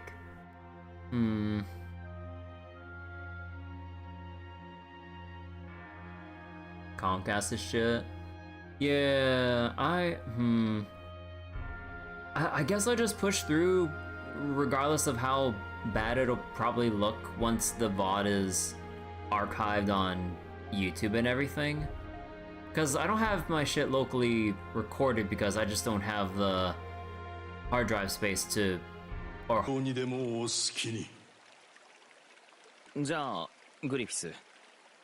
お前ヒベルグライフを守護してきたって言ってたよな。でも15年前ヒベルグライフは滅びただろう。なんでだ？ Mordred's tone is not at all accusatory, indicating that he simply wants to know the answer to his question. ああ、そのことも説明します。私はヒベルグライフの守護聖獣と呼ばれ、国旗にも姿を刻まれてはいますが、基本的に人前に姿を現しません。へえ、だからマーリンも見たことないって言ってたのか。さよう。先代のウリエンス王にも即位の直後、一度会ったのみです。この庭で？はい。ウリエンス王は当時21歳。その石に腰掛け、私と言葉を交わしました。そういうしきたりかなんかなのか？即位したら守護聖獣のお前に会うっていうさ。いえ、そうではなく、昔の王とはもっと頻繁に自由に顔を合わせていたものです。しかし近年では、私はほとんどの時間を城の地下にある結界の中で眠って過ごしていたゆえ。結界？ Griffith the Lionhearted notices the furrow on Mordred's brow. あの日、この城が炎に包まれた日、異変は結界の中にまで響き、国と王の危機に立ち上がり、守護聖獣としての力を振るうべきだった。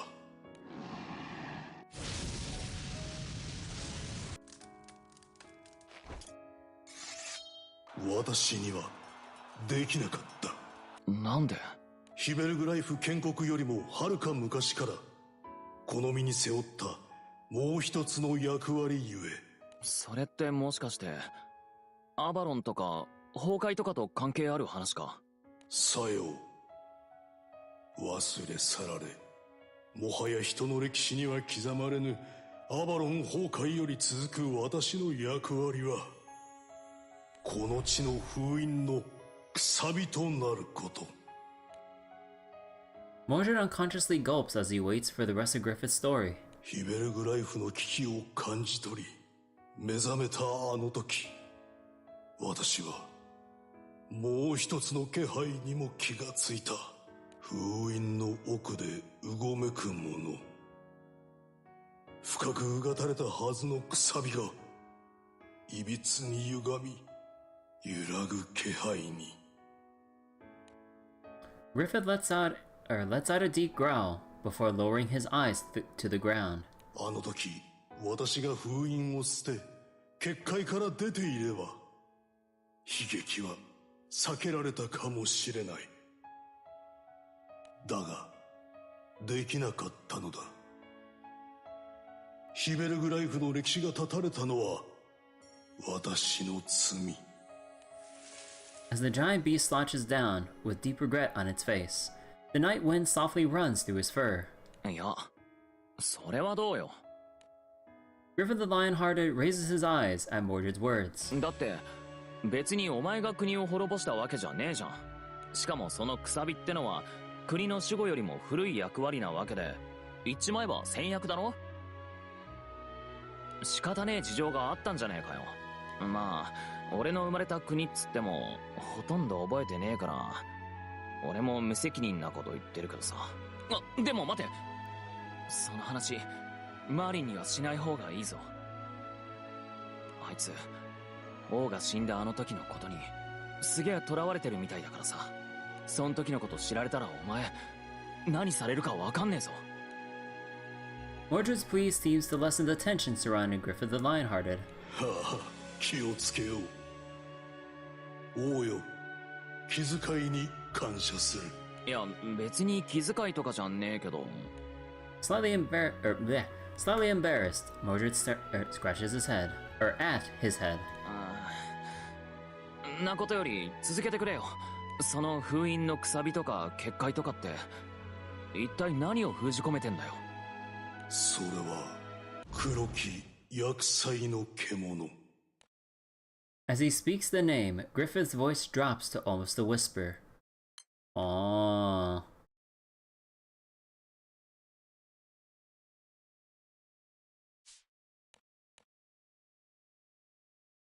An Ebon Beast of Destruction.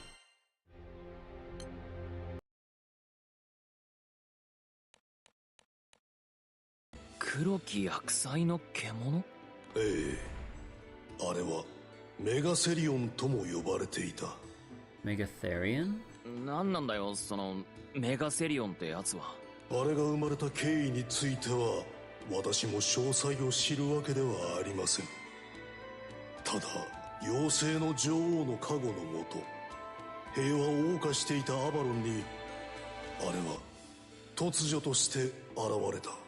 そしてあれによってアバロンは崩壊したのです。とにかくヤバそうだってことはわかるんだけど、そのアバロンの崩壊っての具体的にはどういう事態だったんだ？王がどこまで危機を読んでいるかはわからぬが、アバロンとは争いのない楽園。種族の違いになど大きな意味はなく、幻獣も人間も妖精も竜族も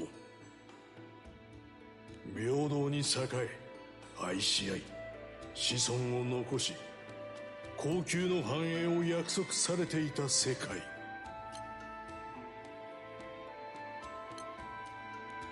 それら全ては妖精の女王の庇護のもと成り立っていた平和でした。つまりその妖精の女王ってのが死んだってことか？メガセリオンが殺した？妖精は人間とは違います。死という概念が正しいかは不明なれど、とにかく女王は姿を消しました。それがアバロンの崩壊ってわけか。されど残された者たちの尽力でなんとかメガセリオンを封印することには成功しました。ただあれの封印にはとてつもない労力と犠牲が払われた。激しい戦いの中でどの種族も著しく数を減らし。 Wait a second. Huh.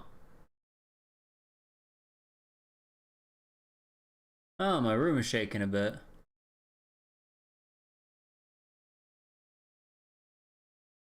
Yeah, my monitors are shaking a bit. Huh. 数の一番多かった人間の生き残りたちがメガセリオンの封印後独自の文明を起こしていくことになります。そして我ら幻獣のように長命な種族はメガセリオンの封印を長きにわたって守ると決めたのです。そっか。大体のことは分かったんだけど。Mordred stares off into the distance as he considers Griffith's words. でもさ、俺からしたらそもそもそのアバロンの状態が普通じゃねえっつうかできすぎって思うけどな。見ろよ。Concerning? 今なんてさ。Maybe a little bit, but stop. It's fine. It's fine. メガセリオンなんていねえのに人間同士で簡単に喧嘩して争って戦争までしてるぜ。Mordred shrugs in self-derision, and Griffith quietly nods his head. 確かに王の言うことも理解できる。あの常春のようにたゆたうアバロンの平穏な時間はいずれにせよいつかは終わっていたやもしれません。だとしてもメガセリオンはあまりに危険なのです。あれは何もアバロンだけを否定し破壊する存在ではない。世界そのものを妬み恨み否定し破壊しようと試みずにはいられぬ獣。じゃあ今そいつがもし封印から復活したら。当然今のこの世界の断りを破壊しようとするはず。その欲望はこの島だけにとどまる保証もなく、人知を超えた力は島すら落としてしまえるやもしれない。文字通り厄災なのです。よーくわかったよ。とにかくやべえから絶対に復活させんなってことだな。その通りです。って、おいおい待てよ。Coming to an important realization, Mordred suddenly leaps to his feet. お前、結界の中で封印のくさびを守ってたんだよな。なのにこんなとこ出歩いてていいのかよ。Oh yeah, he's got a point. お前がここにいちゃ、封印は今どうなってんだよ。If you're here, then... おうよ、落ち着かれよ。そのことも順に説明しよう。おう、頼むぞ。Once Mordred is seated again, Griffith begins to speak. 使えると決めたヒベルグライフを失ってから15年。私は残ったもう一つの役割のため、結界の中で眠り続けました。You wonder if the Ebon Beast is a leftover from the other world since it was sealed. It would make sense it would have survived the incident. Maybe, assuming the seal does prevent that. しかし私はくさびを守ると同時に、そのくさびを通じて封印と深くつながっていた。故に封じられたあれからの影響も強く受けてしまうのです。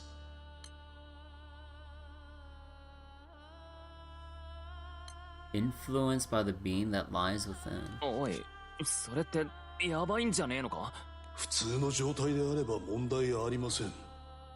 だが何者かが龍脈を通じて汚れを封印の底へと流し込んでいる。汚れはあれの力を強くします。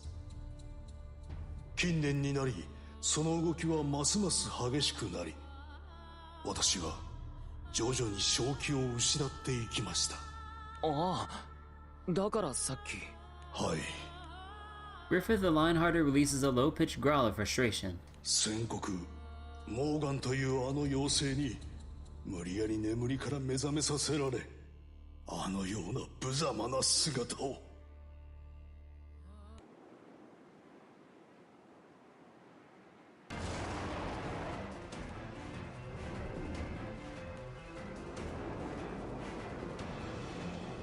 The miasma continues to billow from within the Albanorum soldiers as it swirls and coalesces around the great unknown beast. まずい！ストーイン！防御体制を取れ！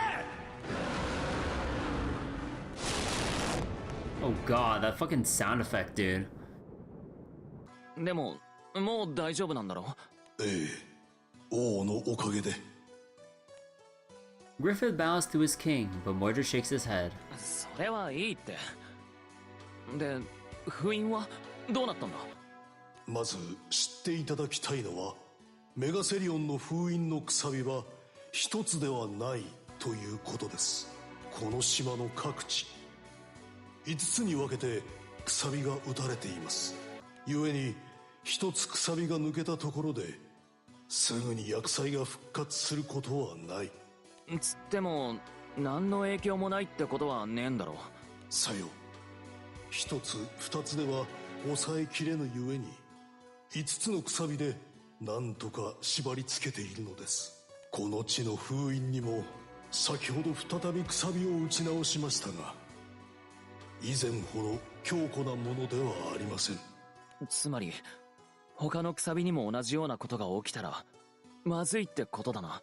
さよ、封印を保つのは難しくなるでしょう。くそ。Mordred slams a fist down onto his thigh. もしもだぞ、メガセリオンが復活しちまったら今の俺たちに対抗できるのか？それについて王にもう一つお知らせしたいのは、聖剣エクスカリバーのことです。エクスカリバーってアーサーがカムランで引き抜いた剣か？剣はフェードラヘ、鞘はヒベルグライフ、それぞれの血の元に現れるふさわしき使い手の出現を待つ。聖剣エクスカリバーはそもそもメガセリオンに対抗する兵器として星の民が作ったものです。マジかよ。星の民の兵器？そんなすげえもんなのか？ええ、その鞘があなたの中に。俺の中って。 Closing his eyes, Mordred places a hand on his chest as he tries to detect its presence. ダメだ、全然ピンとこねえや。鞘ってなんだよ。剣の方みたいにもっと分かりやすい形とかにしといてくれりゃいいのに。あなたの中の鞘の力は確かに目覚め始めています。先ほど私の中の汚れを振り払い正気に戻してくださったのがその少佐。つうかあれもな、なんだかモーガンにそう仕向けられたような感じがして気持ち悪いんだけど。 Maybe it was the other world then? モーガン。 Griffith the Lionhearted quietly repeats the fairy's name. 王よ、かの妖精にはご注意を。ああ、当然そのつもりだけど。つうかやっぱあいつお前から見ても怪しいよな。怪しいという次元の話ではありません。黒き厄災の獣、メガセリオンと同じ気配がするのです。 The mythical beast's words ring solemnly through the chilly night air.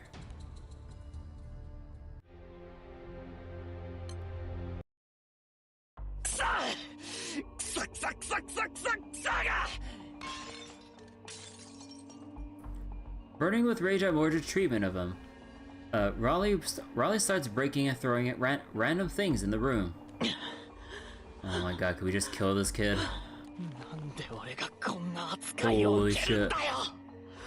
俺ばっかりがいつも目障りなあの人形がやっと消えてくれたってのに。ノーリー、大きな音がしたけどどうしたの？大丈夫なの？勝手に入ってくんな。ごめんなさい。でもお母さん心配して。 Right, this creepy ass lady. Does it make sense for Astrals to make a literal weapon rather than a primal? If it was some random super powerful monster? Raleigh hurls the book at Alace, which barely misses and slams into the wall behind her. 落ち着いてローリー。ねえ、お母さんが何でも話を聞くわ。だから。じゃあ言ってやれよ。目障りで気持ち悪いんだよお前。何と言わせるんだ。俺はお前の息子じゃない。どうしてお母さんにそんなひどいことを言うの？ローリー。お前の顔を見てると余計にイライラする。Raleigh runs out of the room, leaving Alace alone. Alace starts cleaning up the mess Raleigh created. どうしてなの？いつになったらフィリー。 Really? Oh, the air in the room seems to mutter in response to Alace's words. 今しい。やめてちょうだい。うわ、今日は一段と機嫌が悪いね。あっちゃー、ひどいありさまだ。部屋中ぐっちゃぐちゃじゃないか。モーガン、何かしら？用がないのなら出て行ってちょうだい。ここはあの子の部屋なのよ。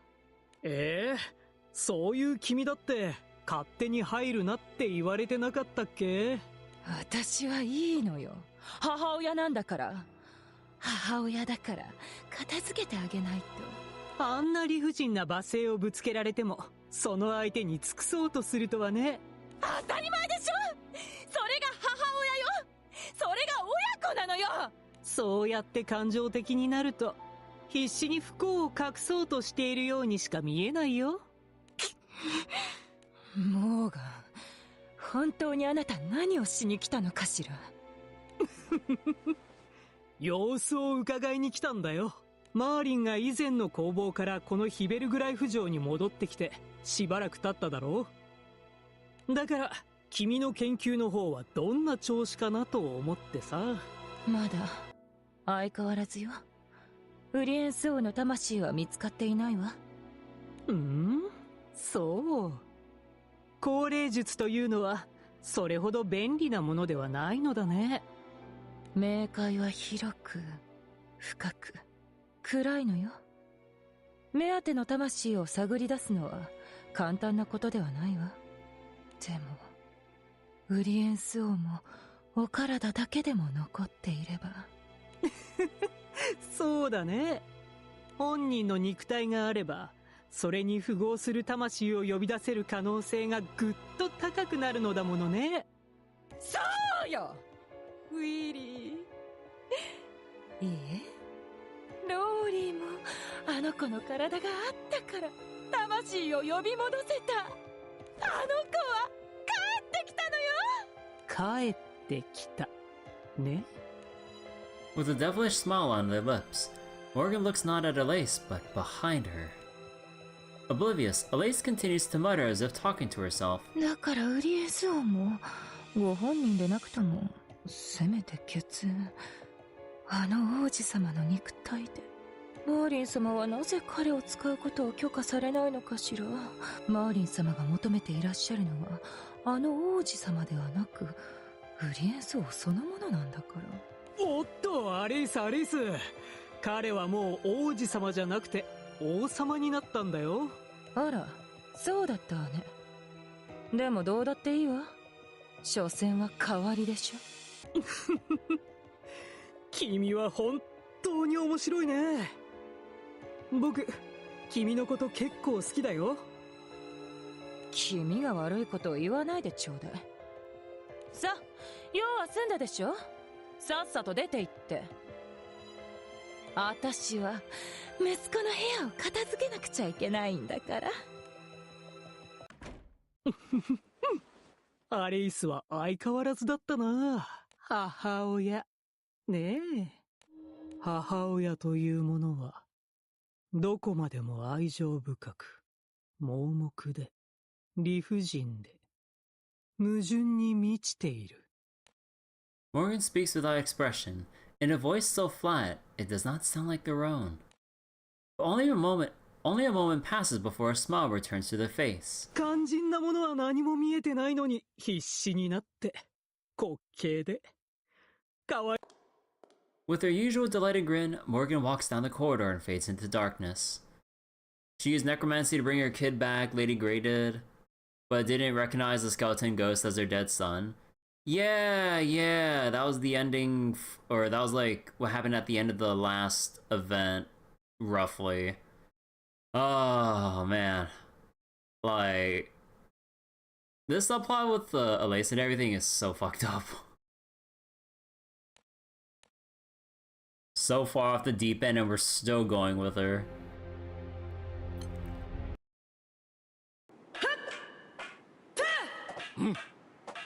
Sorry.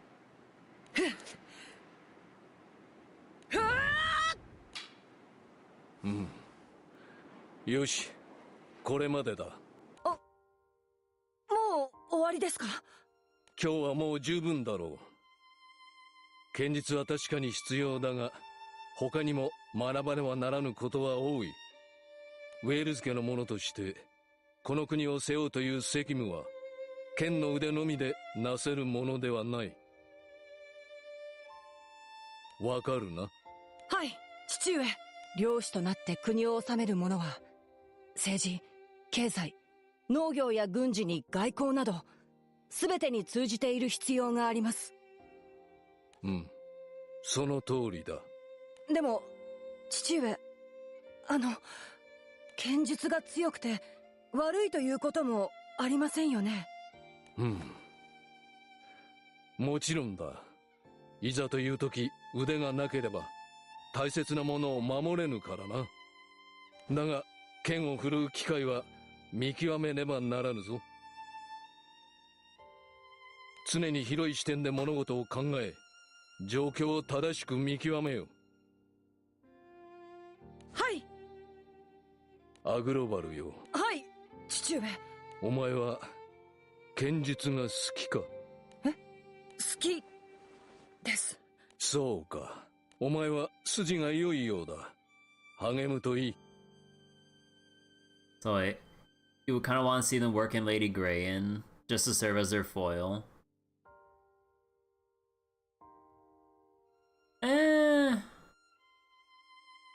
I can see it working, but I think they can try to resolve whatever thing Elise has going for her on her own, whether it ends in her demise or whatnot. I mean, she's so far off the deep end, there's no way she's actually, getting anything out of this. Even if you have, Lady Grey as a foil to, yeah, I think, I don't know. ヘルセロイデの死は間違っていた。だからどんな手を使ってでも正さなくてはならない。なあ、アグロバル。お前なら私の言うことがわかるだろう。お前は母が大好きだった。隔離用の研究を引き継ぎ、ヘルセロイデを復活させてくれ。頼む、アグロバルよ。アグロバル様。At the call of his trusted advisor, Tor, Aglavale opens his eyes to find himself at Wales Castle. 手はずは？はい。南地区を経由し、民をフェードラッヘに避難させる経路の確認を行いました。南地区に集まる小隊には、長年の経験から彼らしか知り得ぬ道がありますので、彼らの協力を得て、安全なルートをいくつか洗い出してあります。また、怪我人や子供のために、可能な限りの荷馬車の提供も受けました。道中の警備も不安はありますが手配しております。わかった。伝令の知らせは？いえ、未だ何も。こちらから送ったものも無事にたどり着いたかさえわかりません。そうか。Aglavale looks out the window, from which he sees chaos spreading throughout the town below. Many soldiers of Wales in the capital have transformed into grotesque figures like those Percival and Lamorak encountered.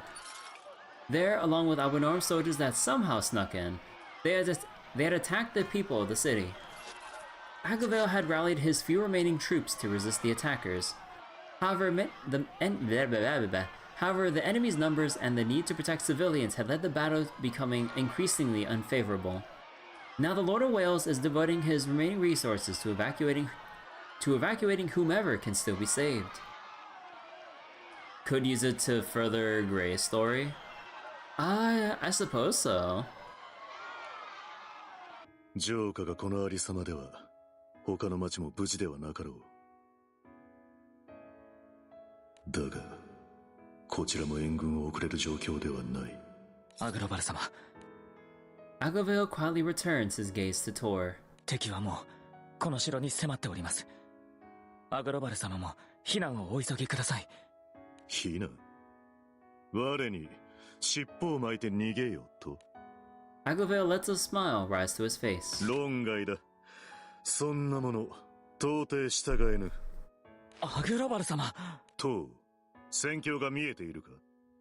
こちらは圧倒的に劣勢なのだ。分かっております。だからこそだ。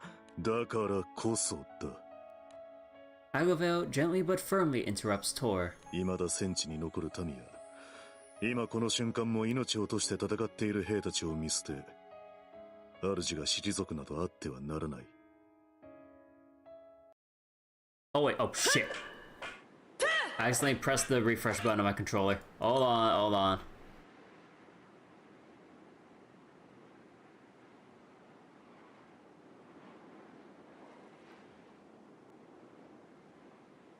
未だ戦地に残る民。My bad. 今この瞬間も命を落として戦っている兵たちを見捨て、主が退くなどあってはならない。第一、いざとなれば、この身一つで100や1000の兵より力を震える我が逃げるなど愚策も良いところだ。アグロバル様はこのウェールズの領主でいらっしゃいます。御身がどれほど大切なものであるか承知の上だ。領主である我は敵の目を引きつける何よりの餌になろう。もっともこの何もかもがおかしな戦争に通常の理屈がどこまで通じるかは分からぬが民が避難する間奴らを存分に釣ってやろうではないか。そのような。 Tor's stream of arguments dries up as he realizes that he cannot change his lord's mind. But even then, he does not allow himself to give up. ならば私もご一緒します。共に残らせてください。私など大した戦力にならないことは理解しております。足手まといになった時には捨ておいていただいて構いません。ですから。バカ者、我が何のためにお前をそばに置いていたと思う。こんなところで無駄に命を捨てさせるためではないぞ。許しがたい。安心しろ。お前には別の任を与える。避難する民と小隊、護衛の兵たち、その全ての指揮を任せる。お待ちください。私は。 Ignoring his assistant's words, Aglaveo continues. 護衛としては物足りんとて、お前にしかできぬ判断が必要になる場面もあろう。そちらで存分に働くがいい。アグロバル様、どうすればいい。私は一体どうすれば。As Tor struggles to find an answer, Aglaveo takes a step toward him. トウよ。我の手は何色に見える？ Aglaveo displays the palms of his hands to Tor, dropping his own gaze to them as well. 我にはこれが時折真っ赤に見えるのだ。 Seriously, Granblue Warriors win. Like, Granblue Warriors would go so hard with the Dragon Knight storyline and just like the usual power levels of the cast in general. They can just wipe out a lot of trash mobs or monsters and fit right in a Warriors format. 侵略した国、犠牲になった兵、我の愚かな行いのため助からなかった民たち、山ほどの命が流した血で染まった手だ。 Speaking softly, Aglaveo clenches his hands into fists. アグロバル様は。 Tor cries out his objection as if in pain. 犠牲にした人々よりももっと多くのものを助け導き希望を与えているではないですか。知っておるわ。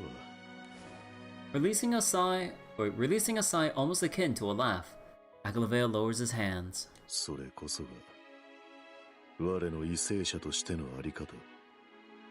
何も否定しているわけではない。だがただの事実として我の手は拭えぬ血で染まっているというだけのこと。償おうというつもりも償えるものだとも思っておらぬ。だがこの身が果たすべき役割とその時を見誤るような愚か者になるつもりもない。 Tor finds himself unable to argue further against his lord's stance. Even so, he cannot bring himself to leave. トウよ、お前が相手だからこそこうして話したのだ。 Oh yeah, I remember someone mentioned that like they use this Valentine's pose here in this shot. Aglaveo softly places a hand on Tor's chest and gives him a firm push. 我の判断を間違ったものにするな。お前は全力で我の与えた任を全うせよ。Yeah, like I believe that this specific expression is his like Valentine's one. When, like I think for like what was it, White Day? But yeah.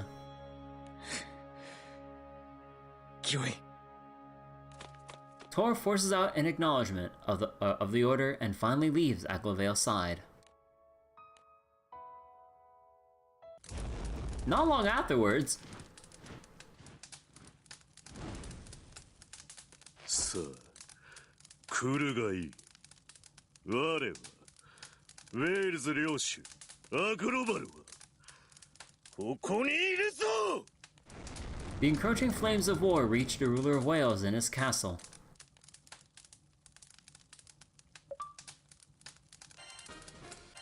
Eternals 2, but you would have them be an extra post-game story.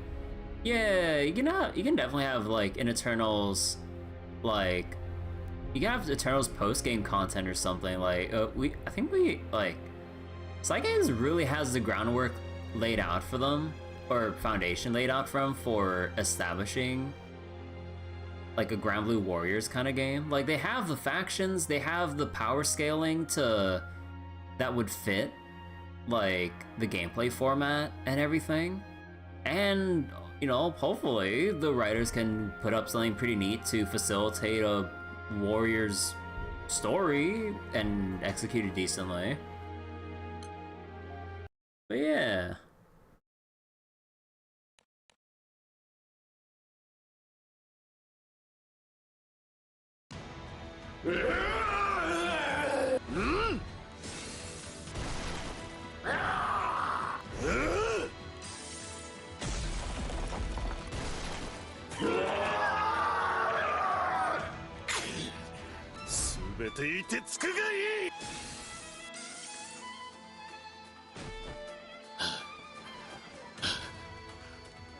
Aglavale gasped for breath, the endless waves of enemies testing even his great stamina.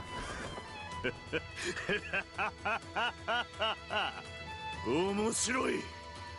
お前たちが全て倒れるか、我が力尽きるか、どちらが先か。勝負といこうではないか。ちょっと待ったー。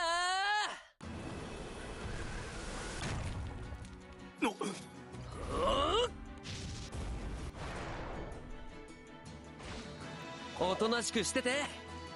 パーシバル、ラモラック。はあ、もう。After restraining the transformed soldiers with his magic, Lamorak bends over, putting his hands to his knees. A deep sigh escapes him. アグニーってば、なんかもう戦闘で完全にハイになってたでしょ。怖かった。退路のこととか全然考えてなかったよね。そういうの勘弁してよ。ご無事で何よりですが、本当に肝が冷えましたよ、アグロバル兄上。いやいや、パーシーだって似たような状況だったでしょ。あの時の僕の気持ち分かってくれた？はい、それはもう。まったくもう、ほんとよく似た兄弟だよね。光栄なことです。いやー、今回ばかりは褒めてないかな。おい。Aglavale looks at his brothers with bewilderment as they hold a casual conversation. お前たち、なぜ？アグニーを助けに来たに決まってるでしょ。国内はもうどこに敵が潜んでいるかわからない状況で、伝令もうまく届きません。だから僕たちが来たんだよ。いや、そういう話をしているわけでは。何でもいいからこっち早く。No time to explain. Get on the horse. Lamorak grabs Aglavale's hand and starts pulling him toward the exit. 急いで城を離れましょう。確かに金縛りの術は僕の得意技だけどさ、対象が増えるほど効果はどうしても薄くなるんだよね。敵の数の底も見えませんし、今のうちにここを離れるのが得策です。そういうこと。The three brothers quietly exit the castle and escape into the woods. ああ、二人ともさ、どうせさ、自分がおとりになってる間にみんなを逃がせばいいとか考えてたんでしょう。どうなのパーシー？その通りですが、あれは己の価値や民の安全を総合的に考えた上での判断で。そっか、なら仕方ない。とはならないからね。もう、お兄ちゃんはそういうの本当に困ります。心配する方の身にもなったよね。ちょっとアグニ、聞いてるの？パーシーのお兄ちゃんとしてだけじゃなくて、アグニーの弟としても困るんだからね。俺もです。アグロバル兄上の弟として。ああ、パーシーってば、自分のことは棚にあげたね。おい、お前たち、一体、いつの間にそんな。なぜ、姿を消していたラムラックとパーシバルが、この世に来やすい雰囲気で。いや、今はそんなことはどうでもよい。ラムラック、貴様には、聞かねばならんことが山ほどある。そうだよね。分かってるよ、アグニ。今はまず、早くキャスパリーグの結界まで逃げよう。あそこなら、ウェールズ家の者以外は入れませんから、一息つけるでしょう。分かっ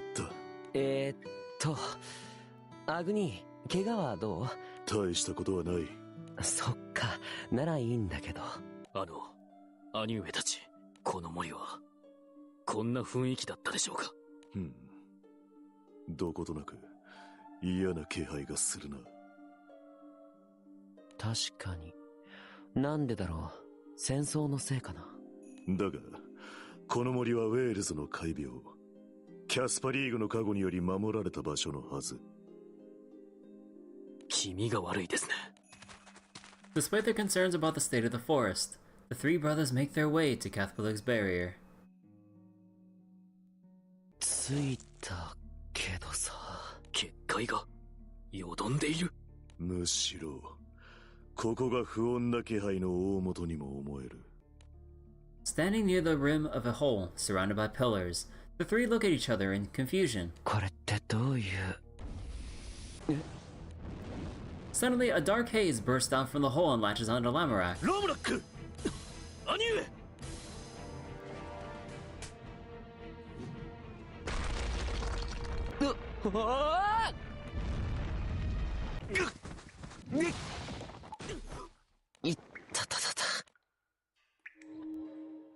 Oh, hey there, buddy. In front of the three brothers is the master of the barrier. ちょっとねえ、キャスパリーグ、随分と手荒い歓迎じゃない？まあ、かくまってもらおうと押しかけたのはこっちだけどさ。ウェールズの次男。ねえ、本当にどうしたの？以前会った時とはまるで様子が違いますね。標高に変定。二人ともすぐにここを出るぞ。え、なんで？アグロバル兄上、急げ。はい。The two are quickly spurred into action by the urgency in Aglavea's voice. However, ならぬ。when Percival tries to grab onto the wall, he finds the way blocked by a dimly glowing barrier. Oh, so it all comes back to the barriers. How will they overcome this one? パーシー！結界か。なぜキャスパリーグの結界は我らウェールズ家の血を持つ者を拒まぬはずでは。そもそも本来の結界の淵は穴の外にあったはずだ。これ。Oh. Wait, I like how they animated that, or like showed off that little detail putting his hand on the barrier. Wait, look at that. Oh, that's cool.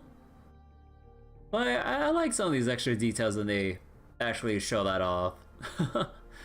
Like, very rarely we see like, or we see them like portray that, or you know, just extra actions aside from like, because normally like maybe you just see the portrait in front of like a filter for the barrier effect, and then like they probably shine the screen, but then they don't actually show the hand moving. But like that though, that was pretty cool.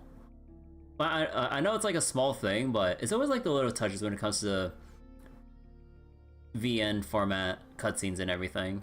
これまでの結界と違う。ウェールズの地であろうとなかろうと誰も通れないよ。結界を張った張本人をどうにかせぬ限りは。As he finishes his sentence, Aglavale directs a sharp glare towards Cathpalug. ねえ、キャスパリーグ、どうしちゃったの？僕ら確かにちょっとここにかくまってもらおうかなって思ってたけど、閉じ込められるのは困るな。今さら貴様らが外に出たところで。そなた標高アグロバル、俺は貴様に試練を課したはず。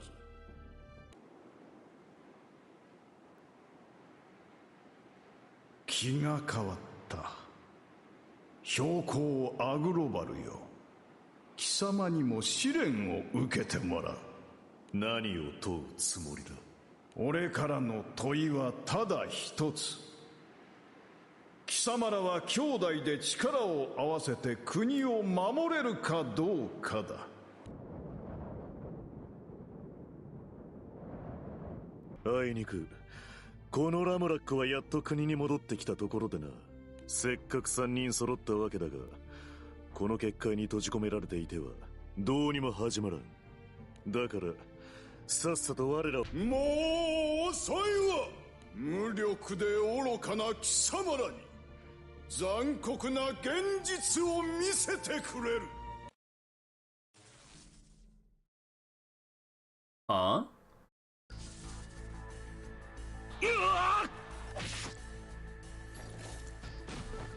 結界に映像が。ダメだ、持ちこたえられない。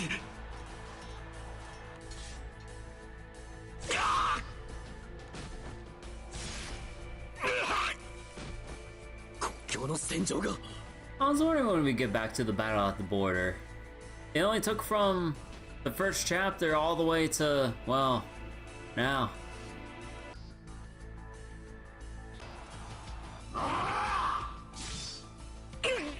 そう、早く皆を逃がしてください。私が持ちこたえられるうちに。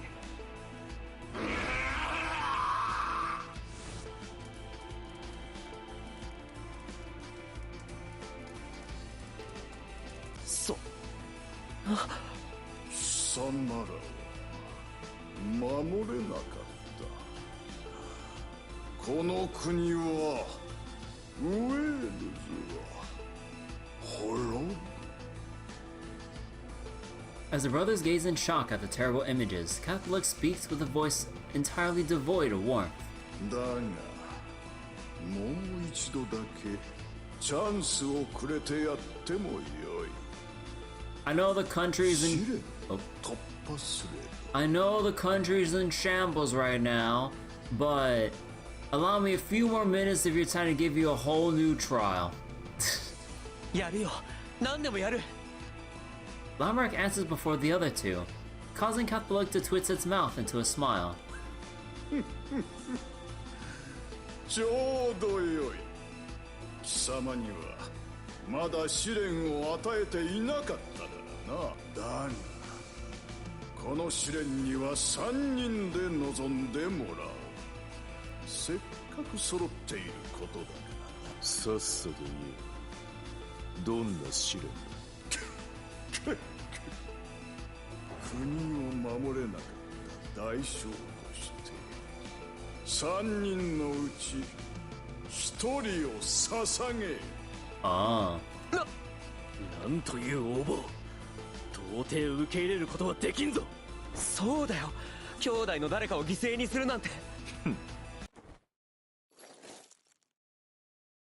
As the brothers yell at the mythical beast in fury, Aglavale steps forward with a single quiet chuckle. そんなものは試練にも何にもならん。おお。国を守れなかった代償というならば、身を捧げるのは我だ。グロバル兄上。何考えてるんだよ。そんなのダメに決まってるだろ。そうだ、僕だ。僕が犠牲になるから。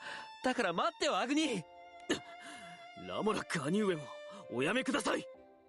だってアグニーもパーシーもウェールズに絶対必要な人だから。でも僕なら。ラモラック兄上。二人とも黙れ。The two younger brothers promptly cease speaking at Aglavev's command. うぬぼれるな、ラモラック。ふらふらと姿をくらませ、祖国に寄り付きもしなかったお前が、この試練の条件に誰とでも思うのか。天秤にかけられているのは、このウェールズという国の存亡だ。釣り合うに足るものなど、領主である我の命だけであろう。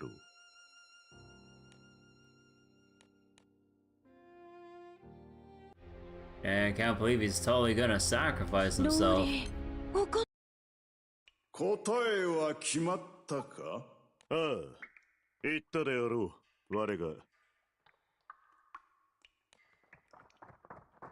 おい、急げ！ Suddenly, a boisterous voice sounds out from above. あったぞ！この大穴のことだろう。ええ。異質な気配に遮られていますが、確かに彼らの魔力が。ああ。この声って。いたぞ！ Well. よかった。見つけました。ガウェインにフロレンス。なんだこれは？結界か？まあいい。おい、ラモラック！やっと捕まえたぞ！ちょっと待ってよ。突然降ってきてわけのわからないことを。そもそも君に捕まったわけじゃないよね。知ったことか。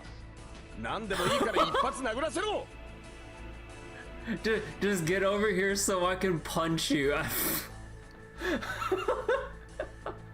Like, the three brothers are trying to debate which of them should die so that they could leave and try to actually go ahead and save the country, and then Gawain's like, "Oi, asshole, get over here, let me punch the crap out of you."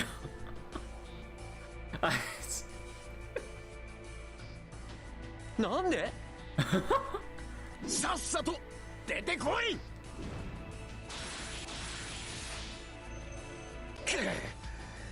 邪魔な結界だ。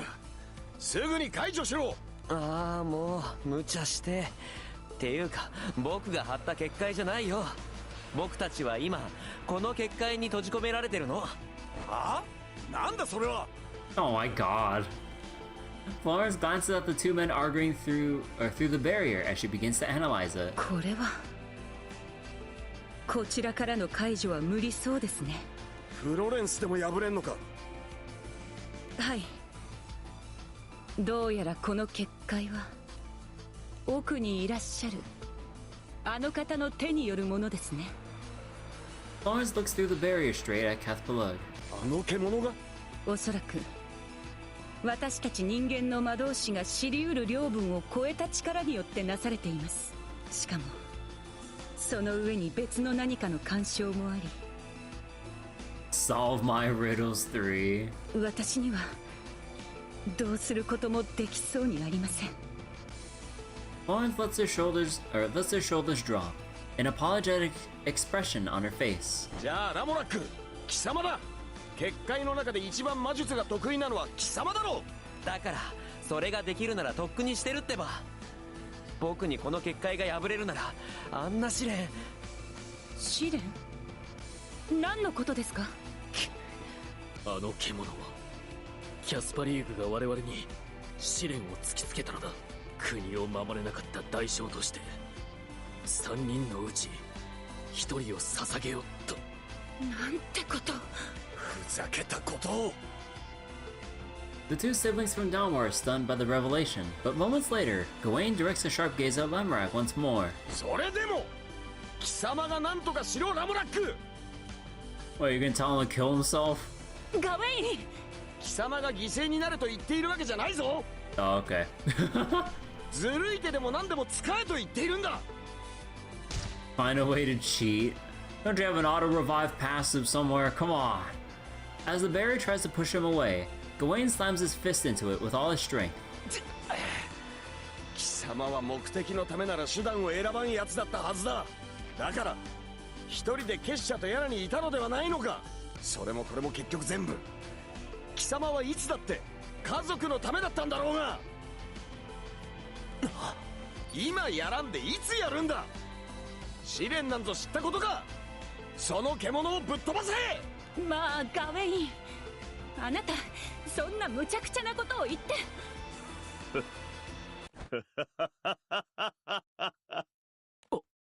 アグロバル兄上。何どうしちゃったのアグニ。 First of all, Lambrag looked at their brother in shock as he burst out in laughter. Disregarding them, Aglaveo turns to the siblings from Dalmor. フロレンスにガウェイン、グテー・ラモラックが大層世話になった。貴国の最大戦力ともいえるそなたたちがここへ姿を現したのも、おそらくラモラックが何かしたのだろう。ウェールズ領主として深く感謝する。そしてもしさらなる頼み事を許してもらえるのなら、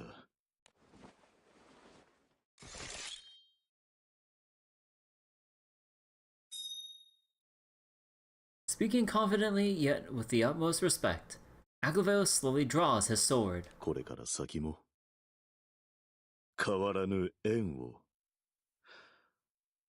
ラモラックとウェールズをよろしく頼む。Oh. With that, the Lord of Wales pierces himself through the chest. Oh. He did the thing.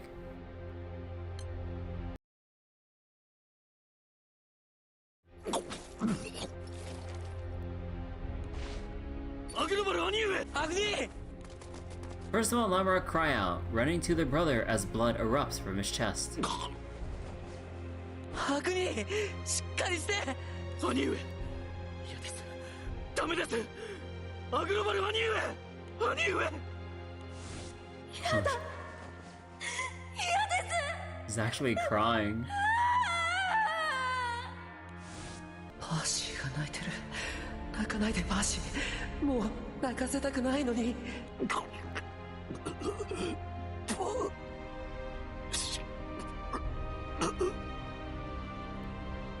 兄上、お願いだから。どうしよう、このままじゃアグニーが死んじゃう。もう誰もいなくなってほしくないのに。願い、どうか子供たちだけは。ダメだ、塞がらないよ。僕の魔力じゃ全然ダメだよ。また僕に力がないせいで。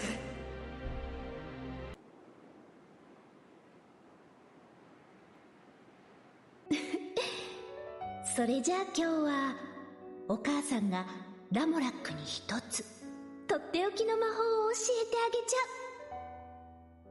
う。なにどんな魔法？これはね、自分も相手もみんなが幸せになる素敵な魔法なのよ。名付けて半分この魔法よ。半分この魔法？そう。ラモラックはアグロバルとパーシバルが大好きでしょ。それからママと父上も大好きだよ。ありがとう。お母さんもみんな大好きよ。そんな大好きな人とはいろんなものを半分こにしましょう。美味しいもの、嬉しいこと。半分こしたら一緒に楽しくなれるわ。 Good God, the messages are delayed tonight. Yeah, it's just because of the constant buffering on Twitch. Sent that comment, Rido's comment a while ago. Yeah, probably anyone watching on Twitch like will all be like more than a minute behind with all the buffering that's been going on. Like, I already changed Twitch servers and everything, so I can't really like trying to do it again just seems like a waste of time, because if it doesn't work with a different server, then yeah, it's just my ISP's connection directly to Twitch that's just messing up. YouTube is mostly fine, but Yeah, I really can't understand why Twitch is like constantly giving me headaches for the past several weeks at this point. Like, it's been like that, hell, even several months ago during when I was playing Trails to Daybreak. But then sometimes like those only happen few and far between, but now it's just like too frequent of an occurrence now. It happens like every night, every other night now, and I really don't know why. 自分の分が減っちゃうのに楽しいの？そういう魔法なのよ。ほら、この焼き菓子を半分にして、はい。ありがとう、ママ。どう？美味しい？うん、とっても美味しいよ。お母さんも。こっちの半分、すっごく美味しいわ。自分だけじゃなくて、大好きな人も嬉しかったら、相手と自分。嬉しいも楽しいも2倍でしょ？ほんとだ。半分なのに倍になったよ。すごいすごい。The math checks out. Half a cookie but double the happiness. ね。それにね、悲しいことや辛いことを半分こしたら、痛みも半分になるのよ。ちょっと難しかったかな。でも、ラモラックならできるわ。あなたはとっても優しい子だから。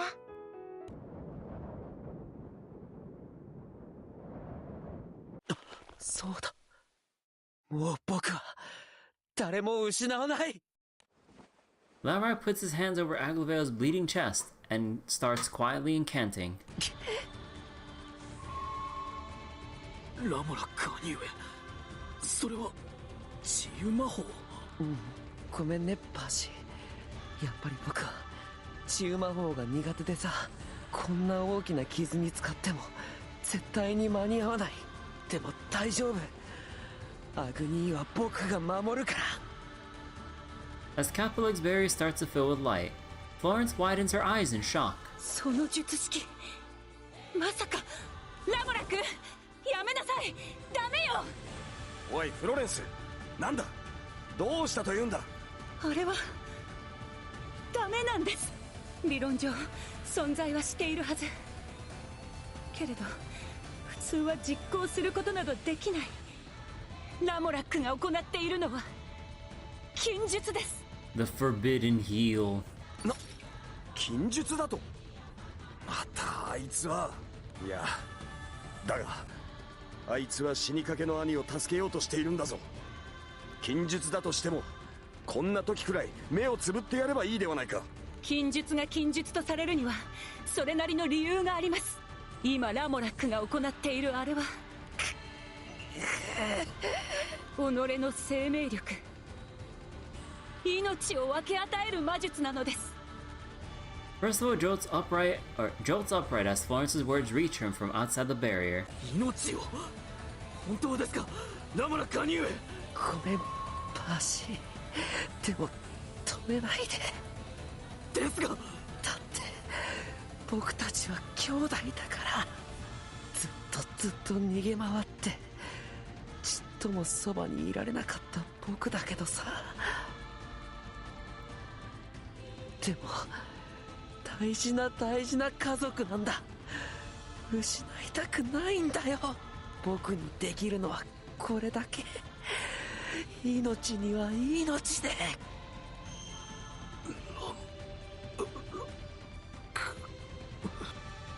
Agavo tries to raise an arm to stop his brother.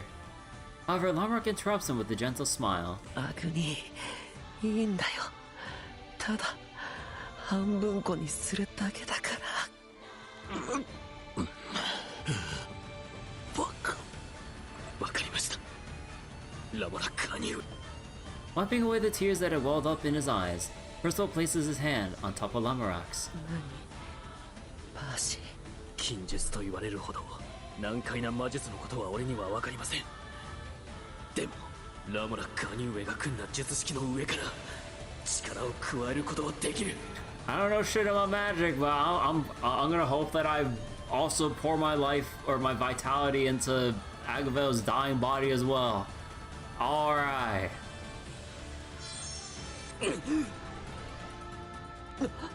何してるのパーシー。He's just feeling it out. Lamrak loses his composure as he feels Percival's mana and life force flowing into the spell. ダメだ、そんなことしたら。止めても無駄ですよ。俺たちは3人兄弟ではありませんか。 He does know about magic though, so make the flames. Yeah, you know what? That's true. 3等分でしょ。 He's like the musclehead type of mage. Oh, okay. 兄上たちだけで半分こなんてずるい。俺を仲間外れにしないでください。パーシー。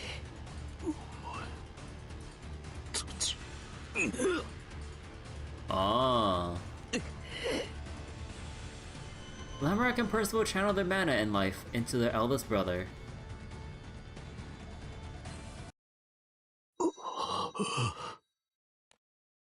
Gradually, color starts to return to Aglaveo's cheeks. And then... 結界が砕けたぞ。二人ともどいてください。 Florence dashes forward faster, wait. Dashes forward faster even than the Gawain, pushing Percival and Lamrak aside. あとは私が。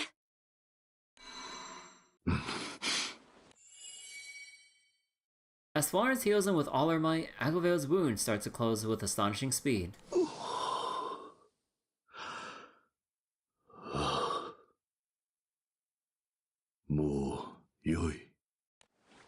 Percival and Lamrak breathe a sigh of relief upon seeing their brother carefully sit up. アクロバル兄上。よかった。もう安心かな。さすがフロレンス。ありがとう、本当に。いいのです。手遅れにならなくてよかった。それよりもラモラック、あなた。封印の遊び。キャスパリーグ。どうしたの？急に倒れちゃったけど。今、封印のくさびだとか言ったか。一体何の話？ああ、素晴らしきかな兄弟愛。なんて美しい物語なんだろう。Not having noticed the newcomer approaching, everyone spins around at the unexpected voice. No way. すごくいいものを見させてもらったよ。君たち人間って本当に観察しがいのある生き物だな。貴様何者だ？その姿、もしやフェードラッヘからの報告にあったモーガンという妖精では。モーガン、烈人の剣で裏で手を引いていたというものか。そいつがなぜここに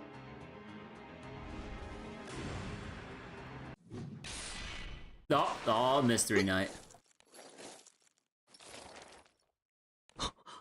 あの鎧は。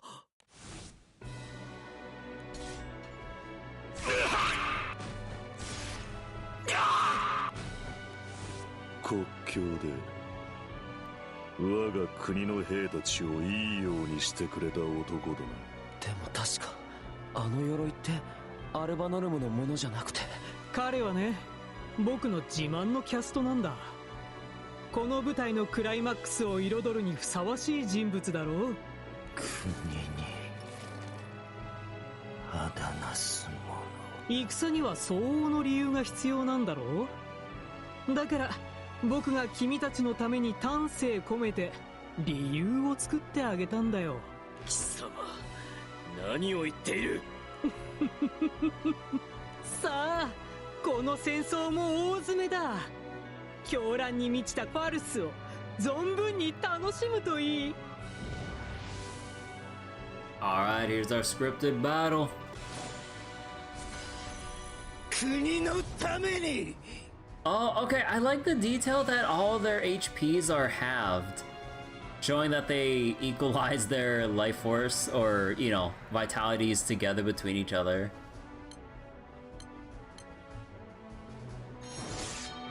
や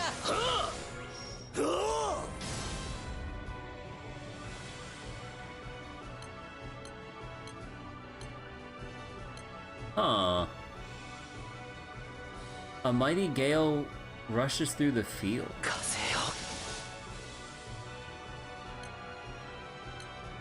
Frost and flames are guided to their target by mighty winds. 凍てつくがよい。や甘い。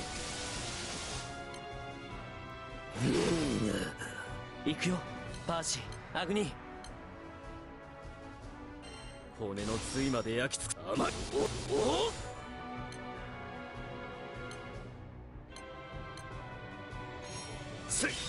甘い。開けて我が剣は五穀の牙。これしきのことで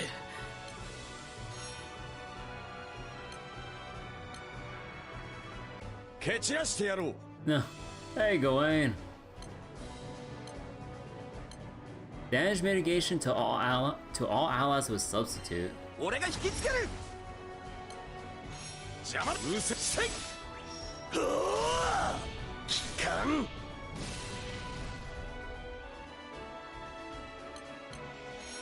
体勢を整えましょう。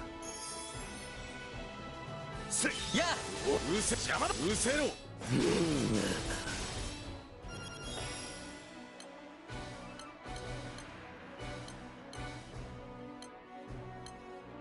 Become one with your crimson blade, control the power flowing into it. Oh, I did not mean to click off that. せい邪魔だ。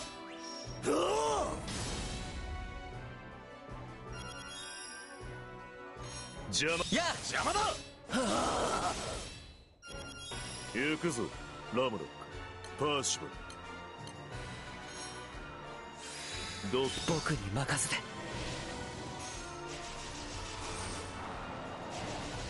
グリュンラウニッシュ。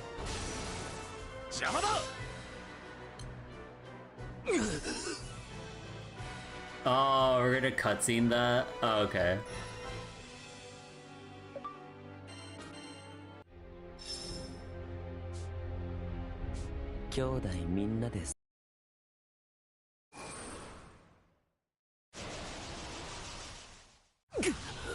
Percy, 今だよ。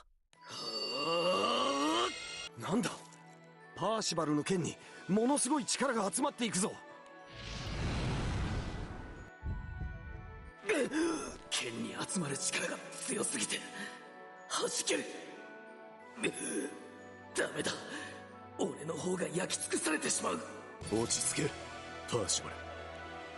Aquavale places his hand on Percival's back, supporting him. ここで倒れることは許さん。お前ならできるはずであろう。アグロバル、兄上。大丈夫だよ、パーシー。Percival's fists are gripped tightly around the sword hilt. Lamrak reaches out, gently putting his hand over them. 僕たちがついてるから。はい。行くぞ。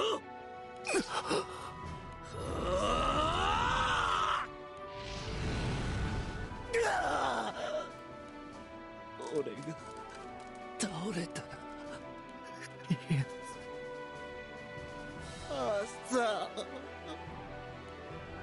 Ah. Eventually, Percival's blazing inferno fades away, leaving no trace of the man who had been before them. どこへ消えた？塵も残さず燃えたのか？ Damn, to ashes. いえ、どうやら手引きされて逃げたようですね。Ah, okay, just spirited away. なんだと？とはいえ、ひとまずは退けたのですから。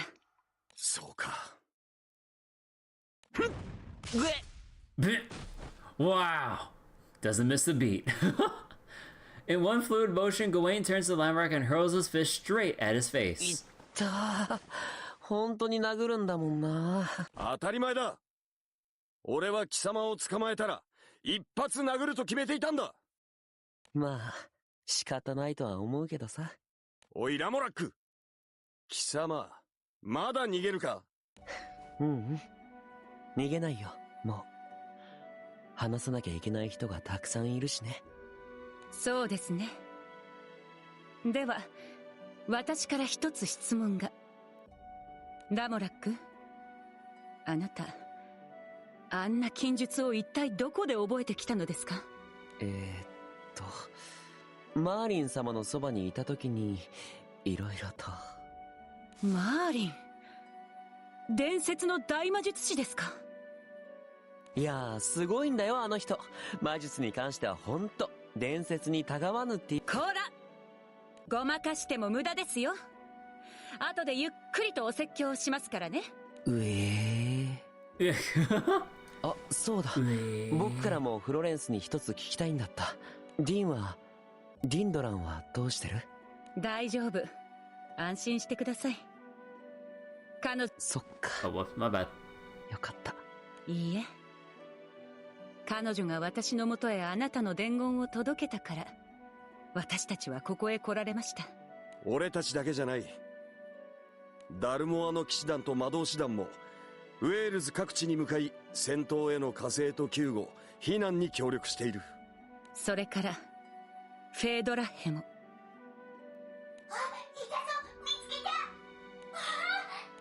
Alright, there we are. パーシバルさん、その兄ちゃんたちも。団長、ビーにルリアも。Percival's face lights up when he sees the crew of the Grand Cipher running toward him. 来てくれたのか。知らせを聞いてすっ飛んできたんだけどよ、遅くなっちまって悪かったな。いや、構わん。お前たちはフェードラッヘにいたのだったな。はい。フェードラッヘでは避難してきたウェールズの人たちのお迎えが始まっています。そうか。感謝の言葉もない。フェードラッヘも余裕がなくて、すぐに火星の兵を送るのはちょっと難しそうだったけど、王様とランスロットから伝言を預かってるぜ。助力が遅れて申し訳ない。これからも苦難が続くだろうが、力を合わせ共に乗り越えようだそうです。ああ、ありがとう。それにしても大丈夫でしたか？怪我はしていませんか？パーシバルさんと国が大変な時にそばにいられなくて、家臣として情けないです。気にするな。正直に言うと、お前たちが隣にいればと思った瞬間は幾度もあった。Percival looks at Aglavale and Lemrock with a smile. 俺には兄上たちがいらっしゃったから。Ah, the power of family. 照れちゃうね。まったくのんきなことを言っている場合ではないぞ。大変なのはこれからだ。はい、分かっています。アグロバル兄上。そうだね。僕ももう逃げないって決めたから。3人ならばきっと。Oh, I see like all the images behind them of like when they're children. Their land has been invaded, their citizens hurt, and their country is still suffering a night with no dawn. But even while standing in the depths of despair, the three brothers can feel their bonds more strongly than ever.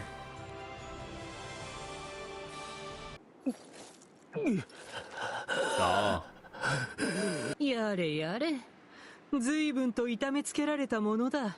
だが壊される前に回収できてよかった。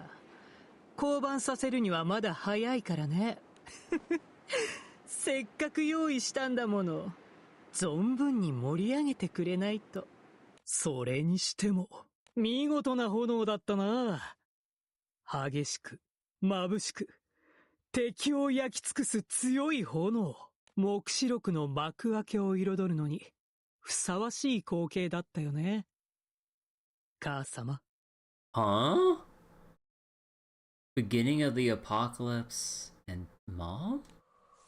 With that, Morgan's mirthful voice disappears into the night like glittering dust. Wow, we're just like really ending. Oh, okay. Cliffhanger. 驚いたな。Wait.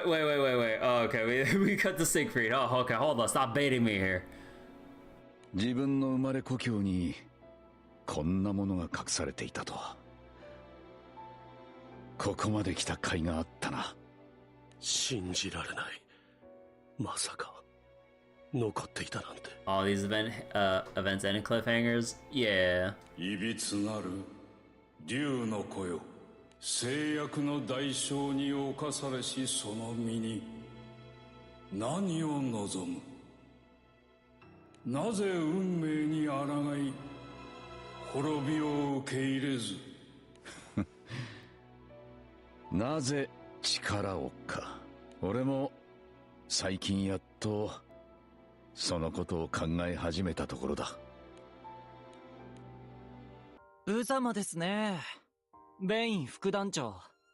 シカロウの居心地はどうですか？ローリー。ユーウェイン様を迎えにでも来たつもりですか？副団長の責任だとかですか？そういう親切の皮をかぶった傲慢な正義感には相変わらずヘドが出るよ。いや、違うよローリー。確かにモルドレッドやクルスのことも心配してる。でもお前が俺を呼んだんだろう。だから来たんだ。お前と話をするために。はあ？お前が今さら俺に何の用があるって言うんだよ。 So you guess this happened? Yeah, when did Vane get captured? I guess it just happened in the background, right? Or did I forget a little plot thread from the last time? Maybe just one of those background things that they never bothered telling us about and then just showed here, probably. お前のことが知りたいからだよ。たとえ最初から全部嘘だったんだとしても、見抜けなかった俺がバカだったんだとしても、知らなくちゃ何も始まらないから。ランスロット団長。 Oh my, we're really flipping through everyone. Too much is happening with the story that only updates yearly. Bro, we're going through all the characters that didn't have any fucking time to like... Because like the event, you know, obviously is super focused on the Wales brothers and everything. But now we're just laying on every missing person from this event series to have whatever thing going on for them. Like Vane, Arthur here, Siegfried, and then, you know, like the Merlin thing I was expecting, but then now everyone else who didn't get any time to shine or any involvement, now it's like, oh yeah, here's like something that's going on real quick with them. Here's a quick update. It was in the oven for too long. Yeah, like I kind of wish like they just probably save these little moments for whenever the next update happens or something like that, because it feels kind of random that they just haphazardly put in like, oh yeah, here's the rest of the Dragon Knights cast because we made like 95 or 99% of this event like Wales Brothers focused, and now that we're at the final scene, they're just dumping everything to show that, oh yeah, there's still stuff happening. I'm like, I guess, or I get like that they need to show, or that they want to show that there's more moving gears like going on concurrently along with the highlight of the Wales brothers development, but then yeah, meanwhile they just rush the recorded storyline out the oven. Like I still like the development and focus on the Wales brothers and everything, Percy, Lamrek, and Agavale, but yeah, it like I don't mind that aspect for this event as a whole. It just seems weird with this ending that we're just really laying on everyone else that was missing at like at the end of it, going, oh yeah, let's just throw it in just because, like, where else are we gonna fit this in? You know, it's kind of like that. Likely gonna end in its next event. Maybe? Will they end it via anniversary event? Because, yeah, it'd be a little bit too much to end with all these concurrent, like, subplots going on between, like, you know, Arthur, Vane, Siegfried. Like, this seems like they would have to fit it in an anniversary format to give like parts 1 to 3 for like the Wales brothers, then another part for whatever's going on with Arthur Mordred and, you know, Team Chickadee basically, and then cap it all off in a part 3 to put an end to Morgan's machinations and whatever the hell's actually going on. Oh wait. Oh, you mean the Accordant storyline. Oh, right, my bad. 礼を言う必要はないさ。彼女に会うのなら、護衛として一番適任なのは俺だろ。それに、これからお前がしようとしていることは。But also this too? No. フェードラッヘに。いや、この世界にとって、とても重要なことになるはずだ。はい。俺は、何としても。Oh? フェードラッヘの騎士たちよ。Please just end the Dragon Knights. この声。あ、彼女だ。Free me of the oversold dudes. Oh, hey, Lady of the Lake. そして、王家の青き血を宿せし子。Holy. アーサー。 Holy ears, though. Mihoyo could never, dude. I'm sorry. I'm still not gonna let that go for over how they change Lucia's model from like initial marketing to current marketing status. Like, bro, like for Lucia, like her ears were okay, maybe not as pointy as this, but like a little bit close. But then they shortened it even more and angled it back so they're not as prominent when looking at her from the front. I'm just like, bro, come on. ついにその時が来たのか。 What was the last Guild Wars boss? The... Let me stand up real quick, sorry. But the last Guild Wars boss was the fairy princess. She's on the banner right now. 知りたい。俺はそこにどんな残酷な真実が隠されていようとも、皆と共に立ち向かい、運命を、未来を切り開くために。To be continued. Okay, now it ends. Okay.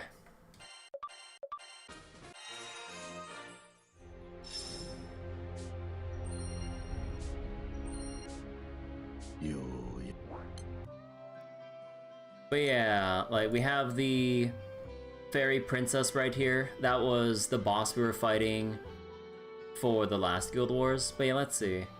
Maiden hears voices of flowers, wind, earth, clouds, nature's symphony. Ignore lamentations of creation, takes a sword alongside the fairies, confronting evil. Oh, okay, I guess that's all they're giving us through the flavor text there.